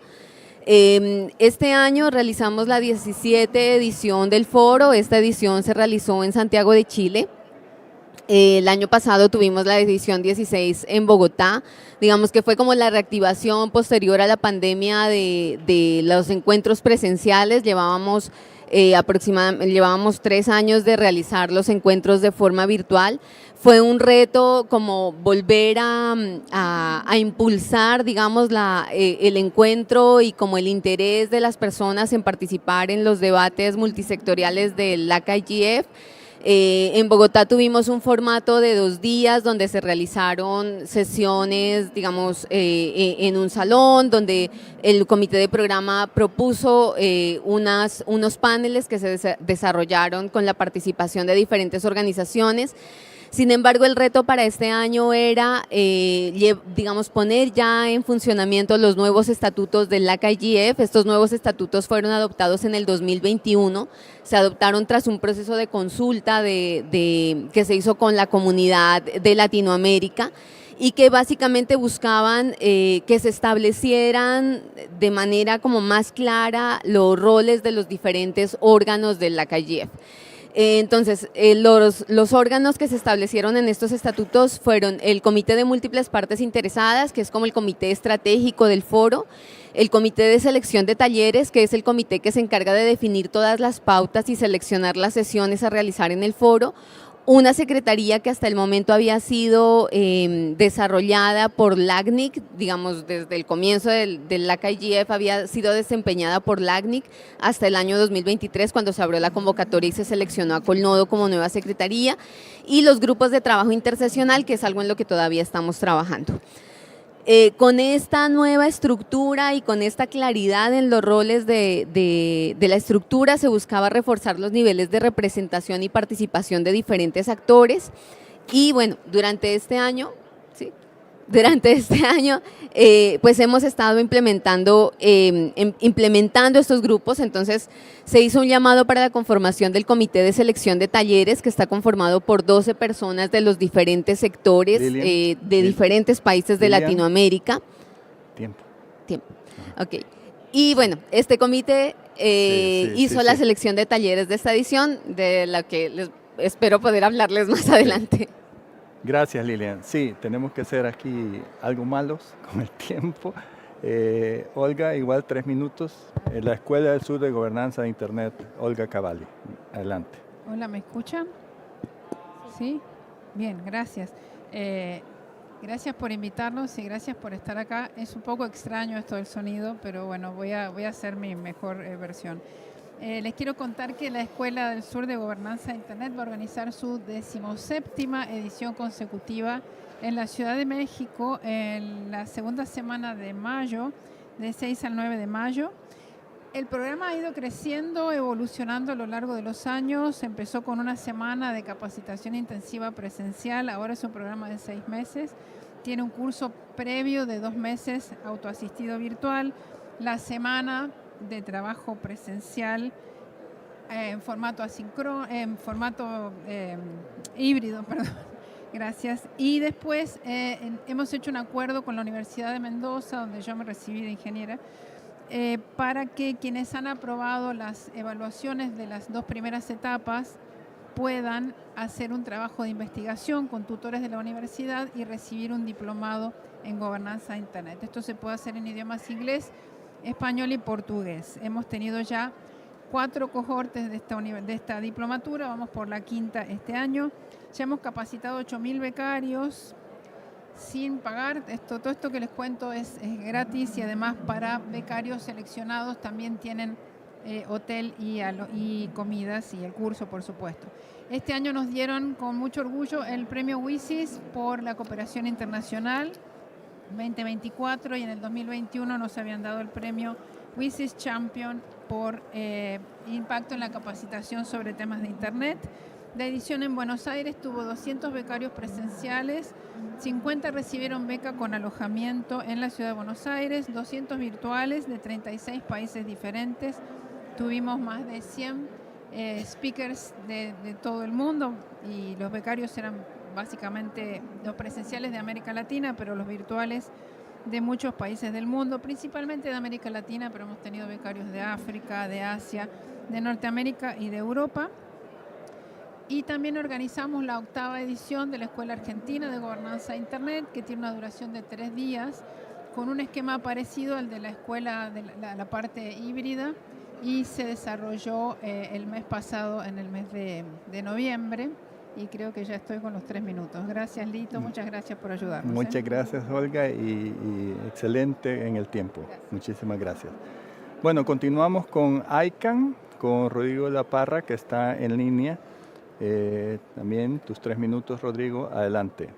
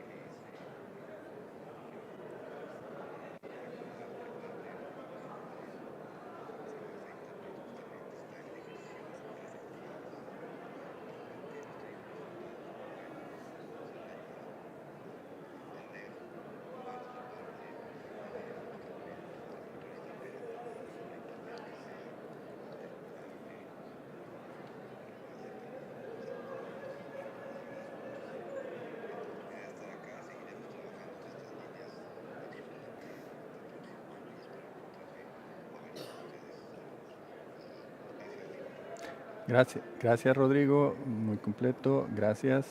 Vamos con ISOC, Internet Society Latinoamérica, Sebastián. Muchas gracias Lito, muy buenas tardes a todos. Sebastián Belagamba aquí. Bueno, quería comentarles que para la Internet Society este es un año particular porque nosotros tenemos planes estratégicos de 5 años y justo estamos llegando al final del periodo de 5 años e implementando el nuevo plan estratégico 2030 a partir del 2025. Y quería contarles un poco las líneas generales de este plan estratégico para compartirlas con ustedes y el trabajo que vamos a hacer junto con nuestra comunidad a partir de eso. Nuestra estrategia se definió en marzo de este año. El directorio de Internet Society aprobó la estrategia 2025-2030, basado en dos grandes problemáticas, dos challenges, dos desafíos que fueron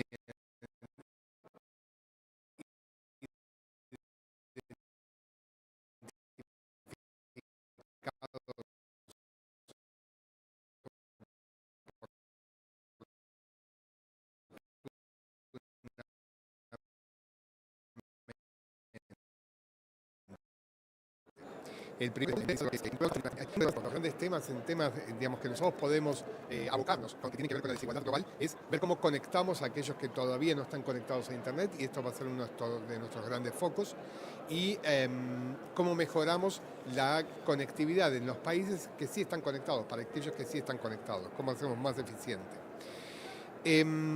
Estos dos desafíos globales se traducen en dos grandes objetivos estratégicos que nos ponemos para el próximo quinquenio. El primero es que la gente en todos lados tenga acceso a una Internet que sea resiliente y asequible. Y el segundo, que la gente en todos lados tenga una experiencia de Internet que es segura y que los protege en su vida online. En esos dos grandes temas, esos son los dos grandes objetivos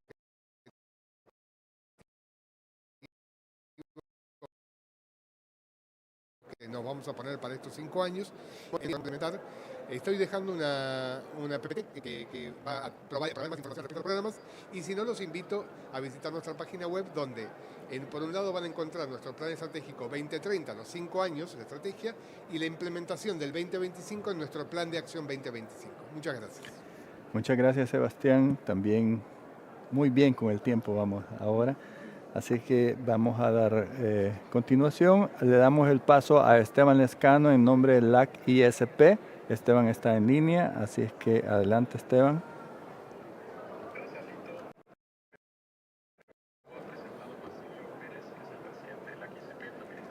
Perfecto, adelante, Basil.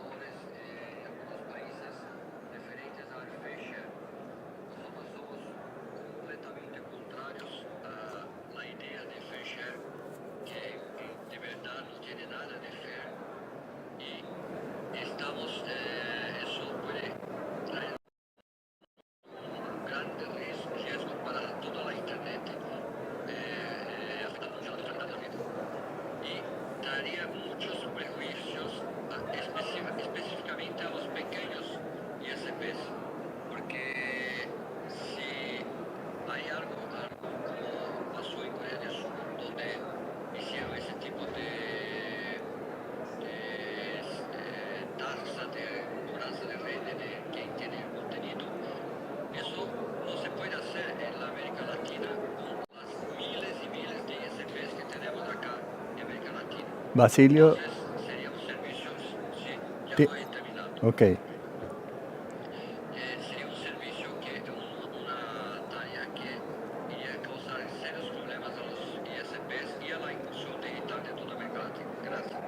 Muchas gracias, Basilio, y a LAC ISP por esta presentación.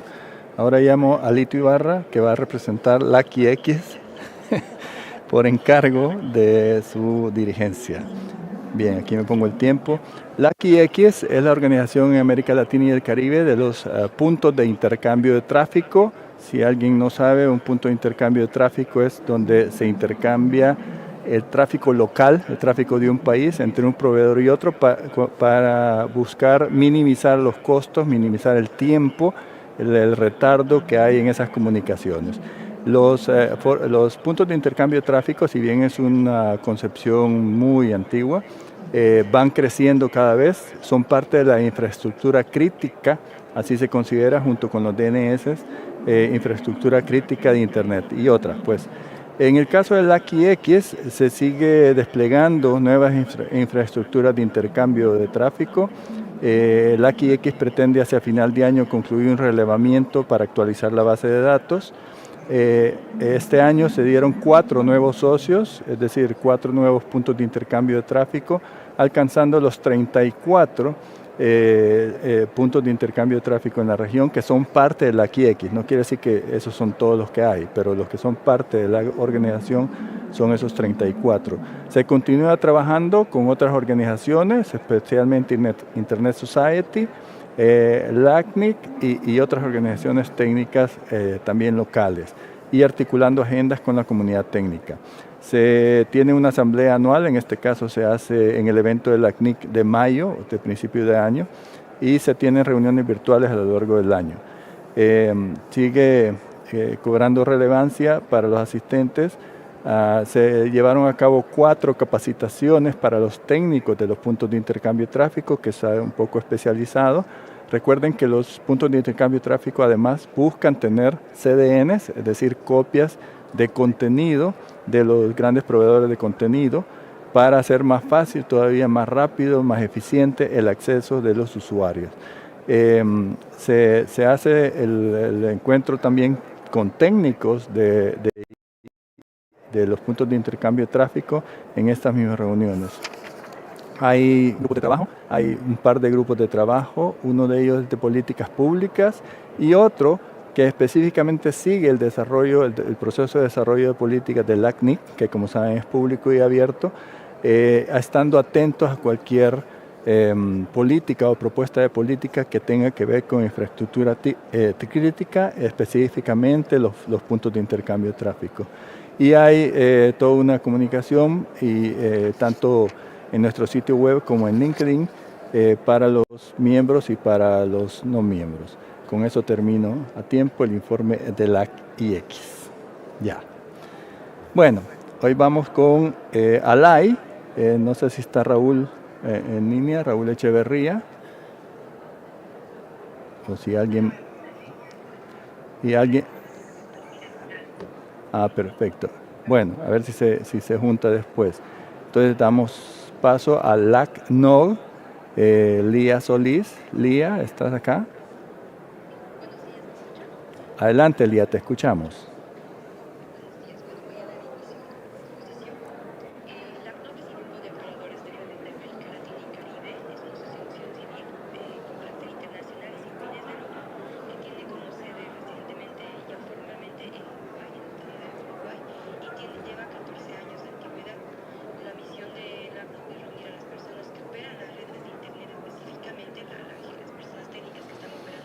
esa red es que nos intercomunica y se hace una asociación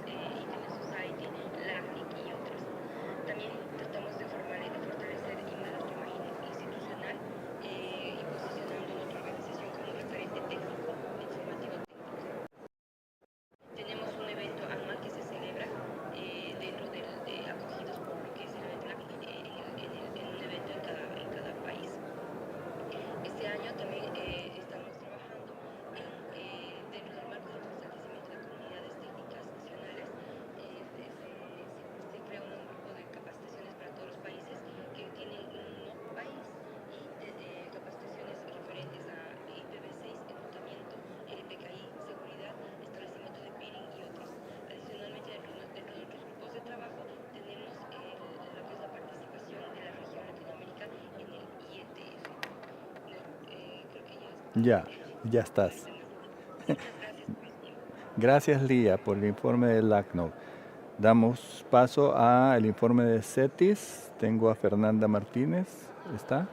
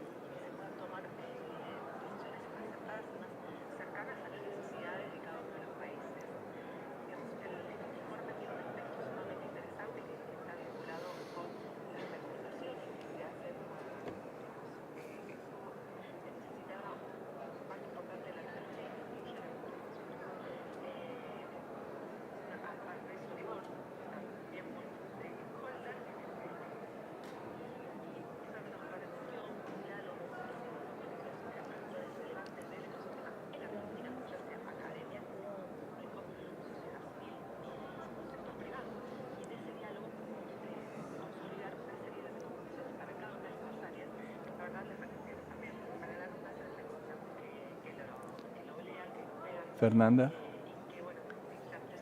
Sí.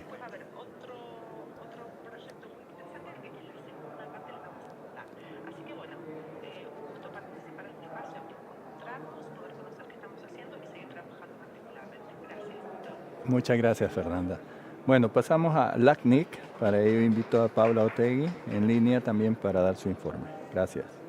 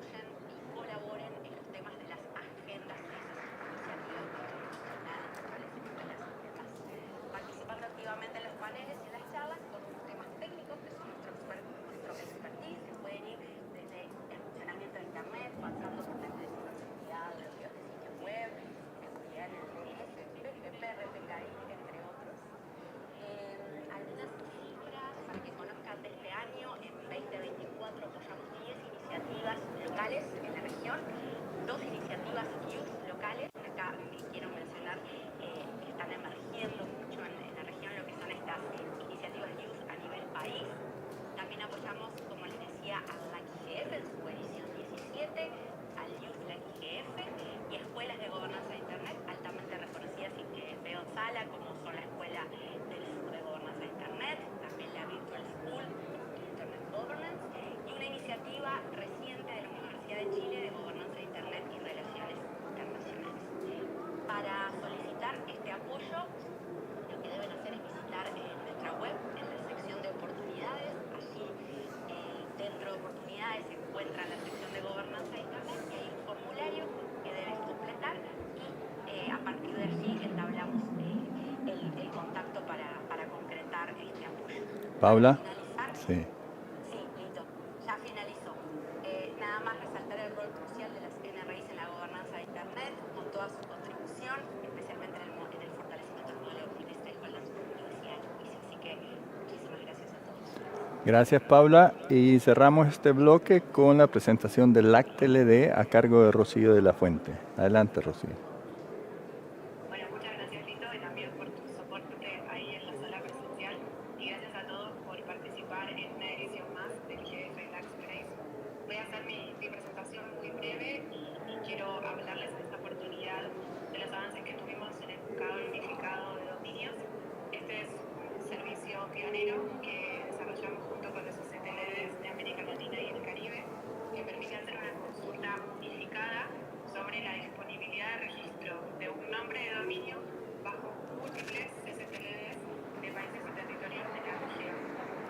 Entonces, de esta forma, se ofrece un canal adicional para consultar tanto las opciones que están disponibles para registro como las que ya están registradas. En el caso de las que ya están registradas, permite redirigir a los usuarios a los sitios web de cada uno de los CTLDs para consultar la información pública disponible. Este año estuvimos fortaleciendo el servicio que actualmente está operando en modo beta con mucho esfuerzo de los CTLDs y con su aporte voluntario, así que les invitamos a todos a usarlo y a difundirlo, porque es una forma también de difundir la promoción de los dominios en la región.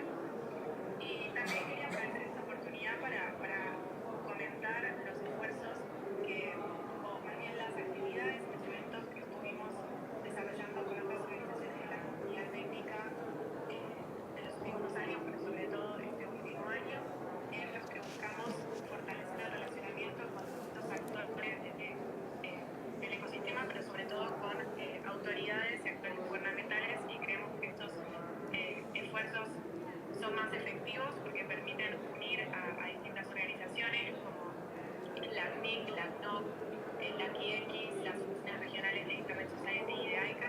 Así que bueno, estamos muy contentos con este trabajo y tenemos la voluntad de seguir apoyando, digamos, esta consolidación de la comunidad técnica como grupo sectorial. Para usar mi último minuto le voy a dar la palabra a Federica, que va a comentarles una iniciativa relacionada con esta sesión. Hola a todos y todas nuevamente. Bueno, como decía Rocío, les voy a dar una pequeña información. A raíz de esta sesión hemos ido construyendo un directorio o repositorio de organizaciones regionales. La finalidad es consolidar en un solo documento lo que son informaciones principales acerca de las organizaciones que en la región tratan temas relacionados a la gobernanza de Internet. Actualmente tenemos un formato, digamos, provisional. Les invitamos a echarle un vistazo y también aquellas organizaciones que quieran sumar sus datos están mucho más que bienvenidas. Lo pueden hacer a través de ese mismo enlace que le vamos a pasar por el chat, o también pueden escribirme a mí o a Rocío y con mucho gusto les podemos colaborar. La finalidad es principalmente consolidar la información y que pueda ser de fácil acceso para saber qué organizaciones están y qué están haciendo. Gracias. Dicho esto, Ajá. de mi parte sería todo. Sí. Muchas gracias. Gracias, sí, con el tiempo. Sí, esperaremos esa comunicación, ese link. Creo yo que es muy útil para muchos ser parte de esa, porque lo que hemos escuchado acá, pues lo escuchamos, anotamos, pero se nos va. Yo creo que debería, muy buena idea, muy buena iniciativa, así que esperamos pronto ese link. Bueno, pasamos a la segunda ronda del LAC Space. En la petición fue contestar qué reflexiones puede compartir la organización a la que pertenece con respecto al desarrollo de los principales procesos globales actuales. Nos referimos a Net Mundial más 10, GDC, WISIS más 20 y de nuevo hay 6 organizaciones, que están anotadas y tienen 3 minutos cada uno. Empezamos por Internet Society. Sebastián, por favor. Bueno, no sé si 3 minutos son suficientes para este tema. No lo van a hacer. Pero para darle un marco, me parece que estamos viviendo un año pivotal para el tema de la gobernanza de Internet, como la entendemos hasta ahora. Básicamente lo que sucede el año que viene es que se vence nuevamente el mandato dado para el IGF y en realidad todo el mandato que tiene el proceso de WISIS. No solamente el IGF, que es uno de los productos, el mecanismo que tenemos para juntarnos, sino que además todos los componentes que tienen que ver con WISIS, las líneas de acción, etcétera, que emergieron en 2005 de la cumbre de Túnez. En 2005 se le dio un mandato de 10 años, que eso venció en 2015, se renovó con algunas modificaciones y algunos retoques, y llegamos a 2025 a lo que llamamos el WISIS más 20.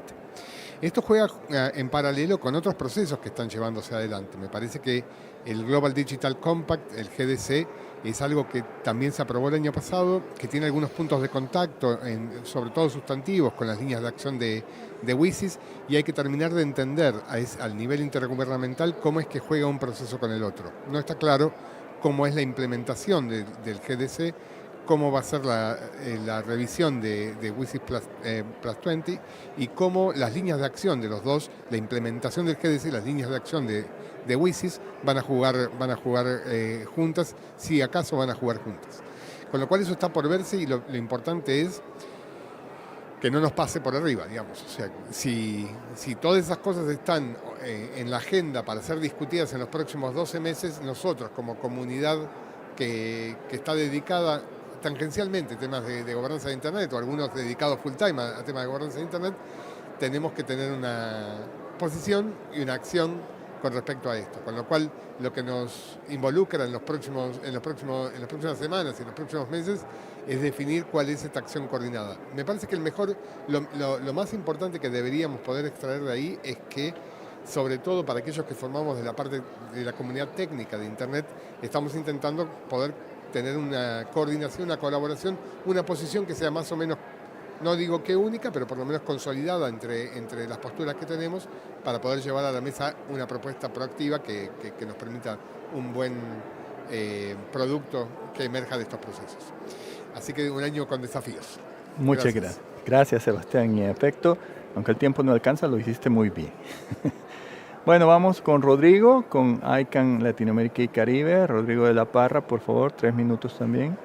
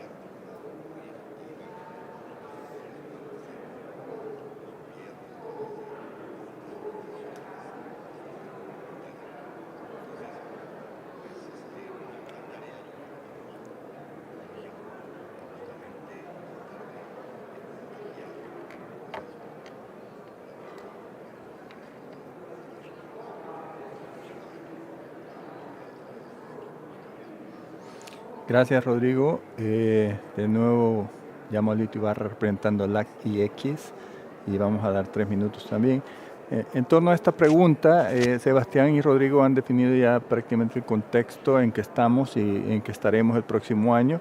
Un año crítico en cuanto a posibles cambios o no, para bien o para mal, en toda esta estructura. Por ejemplo, creo que vemos varios que quisiéramos que en esa reunión WISIS más 20 se decidiera continuar con el IGF y no solo eso, sino asignar presupuesto, un secretariado más fortalecido para continuar con estos debates, estas reuniones que se hacen a nivel mundial.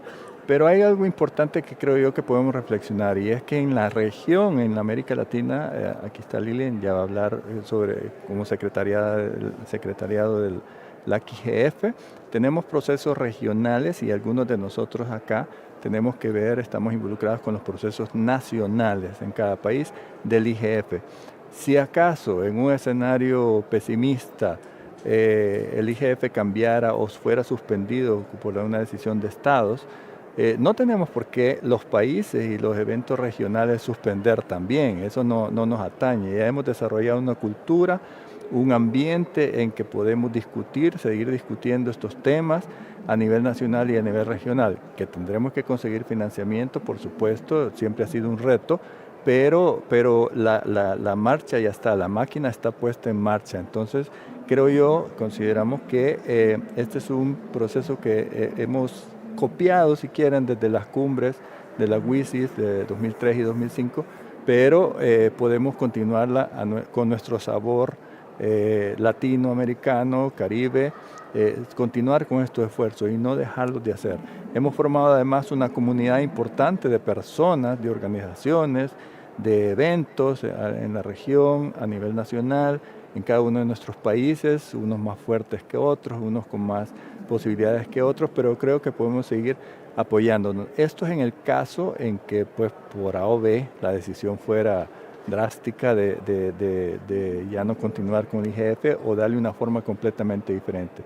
En todo caso, como han dicho tanto Sebastián como Rodrigo, hay que mantenernos atentos a ver qué es lo que viene, qué cambios se dan, participar, estar con las antenitas paradas, ¿verdad? A ver qué vemos en el ambiente, qué podemos contribuir, qué podemos hacer nuestra voz.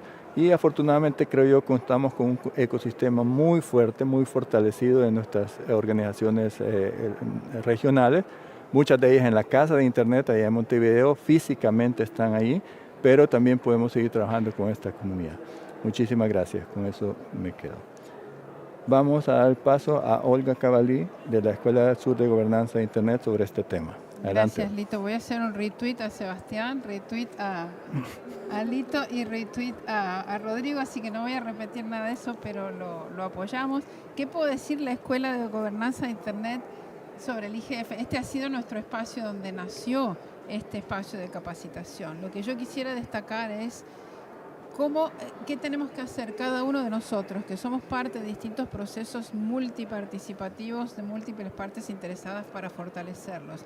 Tratar de hacerlos realmente multiparticipativos, realmente diversos. Eso lleva tiempo, lleva esfuerzo, pero no tenemos que olvidar de ser inclusivos. Yo creo que un gran ejemplo ha sido el LAC-IGF este año y le quiero destacar la fantástica labor acá de Lilian, que ha sido fundamental. De cómo revigorizar un espacio que un poco había perdido momentum a partir de un trabajo muy intenso de coordinación que ha tenido el Colnodo como secretaría.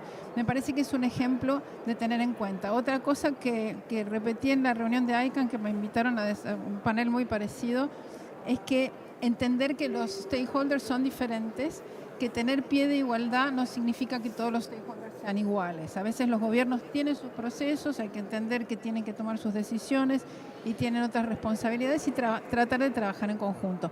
Creo que es la responsabilidad de cada uno de nosotros de fortalecer este espacio. Esta situación ya la vivimos, de que el IGF fue renovado en su mandato. La escuela espera de corazón que podamos volver a tener el IGF, y si no, coincido, retweet de Lito, que somos una comunidad muy activa con mucha hermandad, así que podemos trabajar en conjunto de muchas maneras y la escuela, por supuesto, siempre está abierta para ofrecer su espacio. Gracias. Muchas gracias, Olga.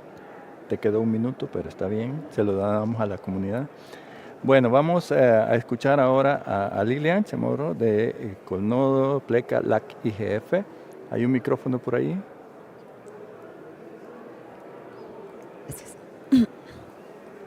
Sí, muchas gracias. Bueno, para cerrar la idea, y creo que abre también la siguiente, en esta edición del LAC IGF tuvimos alrededor de 99 propuestas de diferentes países de Latinoamérica y organizaciones para hacer sesiones del espacio. Seleccionamos 15 de ellas, fue una decisión bien compleja porque las sesiones en general eran de muy buena calidad. Se hicieron recomendaciones, fue muy dinámico el proceso de definición de las sesiones. Hubo alrededor de 120 panelistas de 18 países, más de 300 participantes presenciales, transmisiones en vivo de todas las sesiones, personas becarias. El resumen y a lo que quiero atar con esta segunda pregunta es que no podemos desperdiciar estas plataformas y lo que hemos logrado y lo que hemos hecho desde Latinoamérica.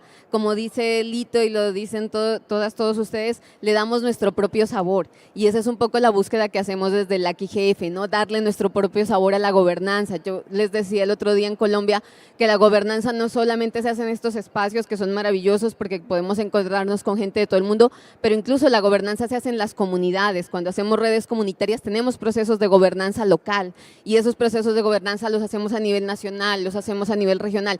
Es como un fractal, es como lo vemos nosotros, ¿no? Es como una fractalidad donde se reflejan las realidades, las problemáticas, los contextos y hasta las alegrías de cada uno de nuestros países. Me encantó ver el IGF de El Salvador que tenía una sesión de rock y una cosa maravillosa. Y creo que eso es lo que pasa en Latinoamérica, ¿no? Entonces, de acuerdo, creo que tenemos que mostrarnos ante estos procesos como el GDC, como el WCIS, como eso que somos, o sea, mostrarles lo que ya se está haciendo, el poder que nosotros tenemos y cómo podemos ayudar a vincular esos espacios, cómo estamos tocando temas que para el GDC son importantes y que ya se están discutiendo desde las comunidades que hacen parte de nuestros procesos regionales, nacionales.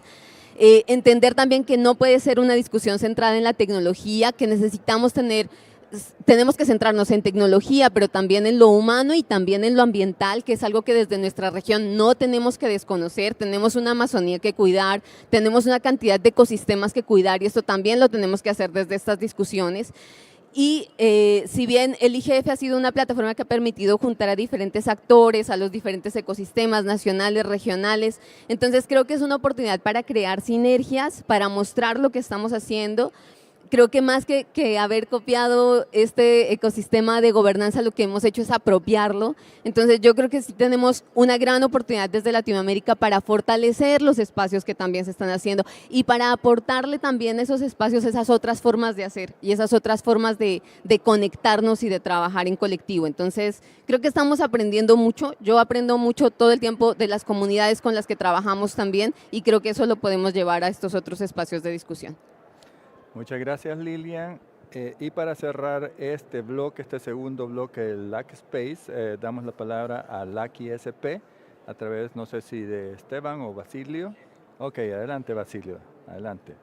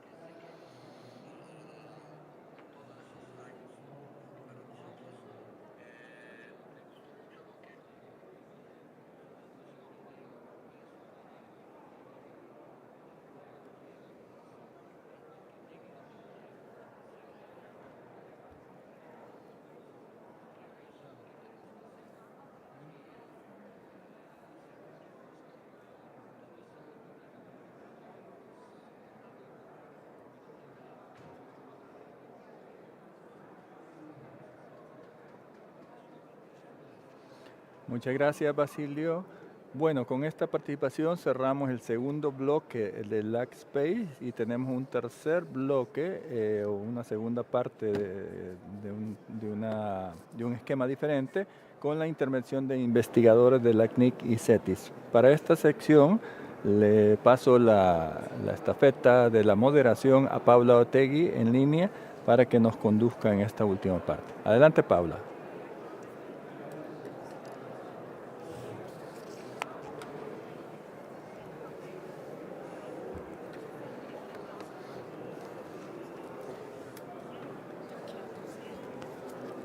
¿Te vas?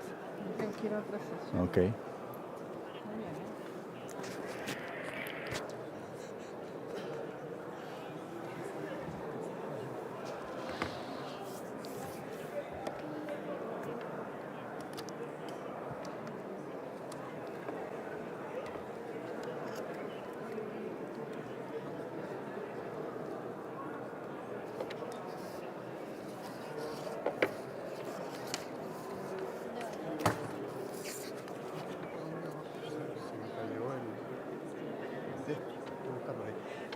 Yo quería dar a conocer que en Cuba va a ser el año que viene la cumbre mundial de productores de laboratorio.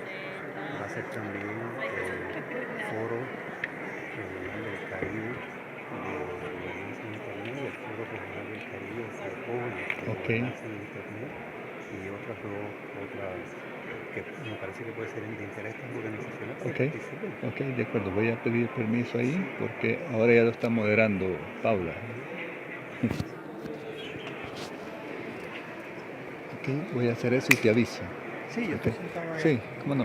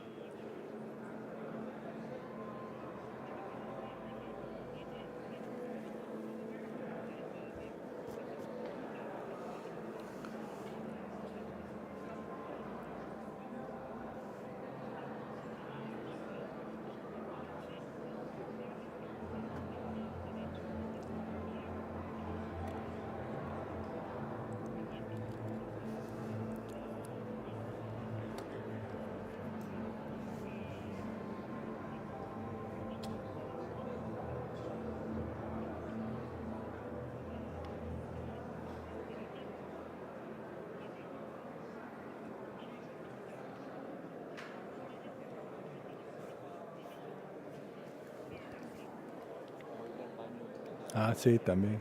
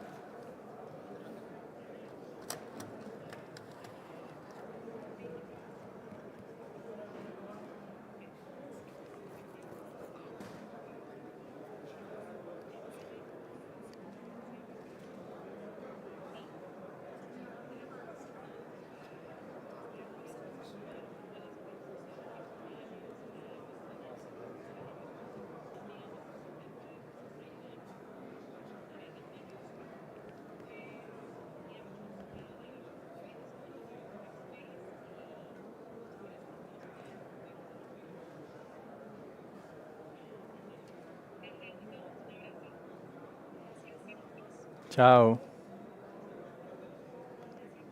De nada, chao. Hasta luego. Hasta luego. Gracias igual.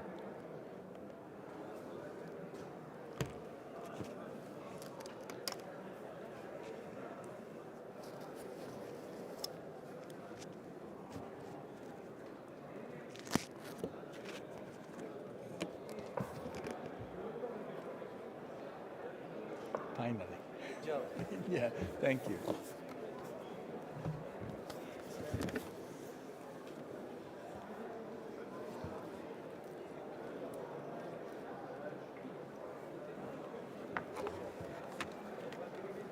Thank you. Bye. Bye. Adios.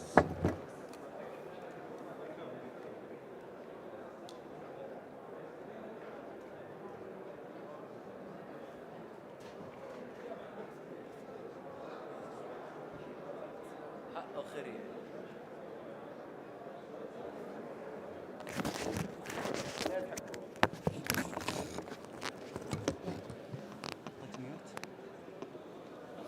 ميوت؟ كل شيء خلاص. لاني انا وصلت هنا وقاعد اسب.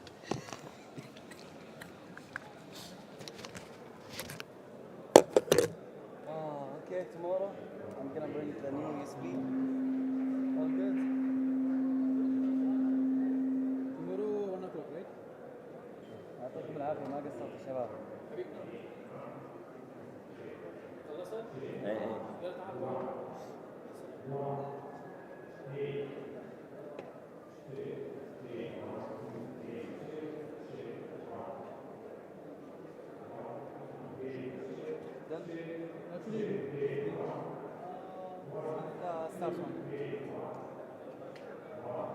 No, it will look till tomorrow noon. I'll keep it until 2 days. Yeah, until tomorrow, keep it. Yeah, 24 hours. No worries. Yeah.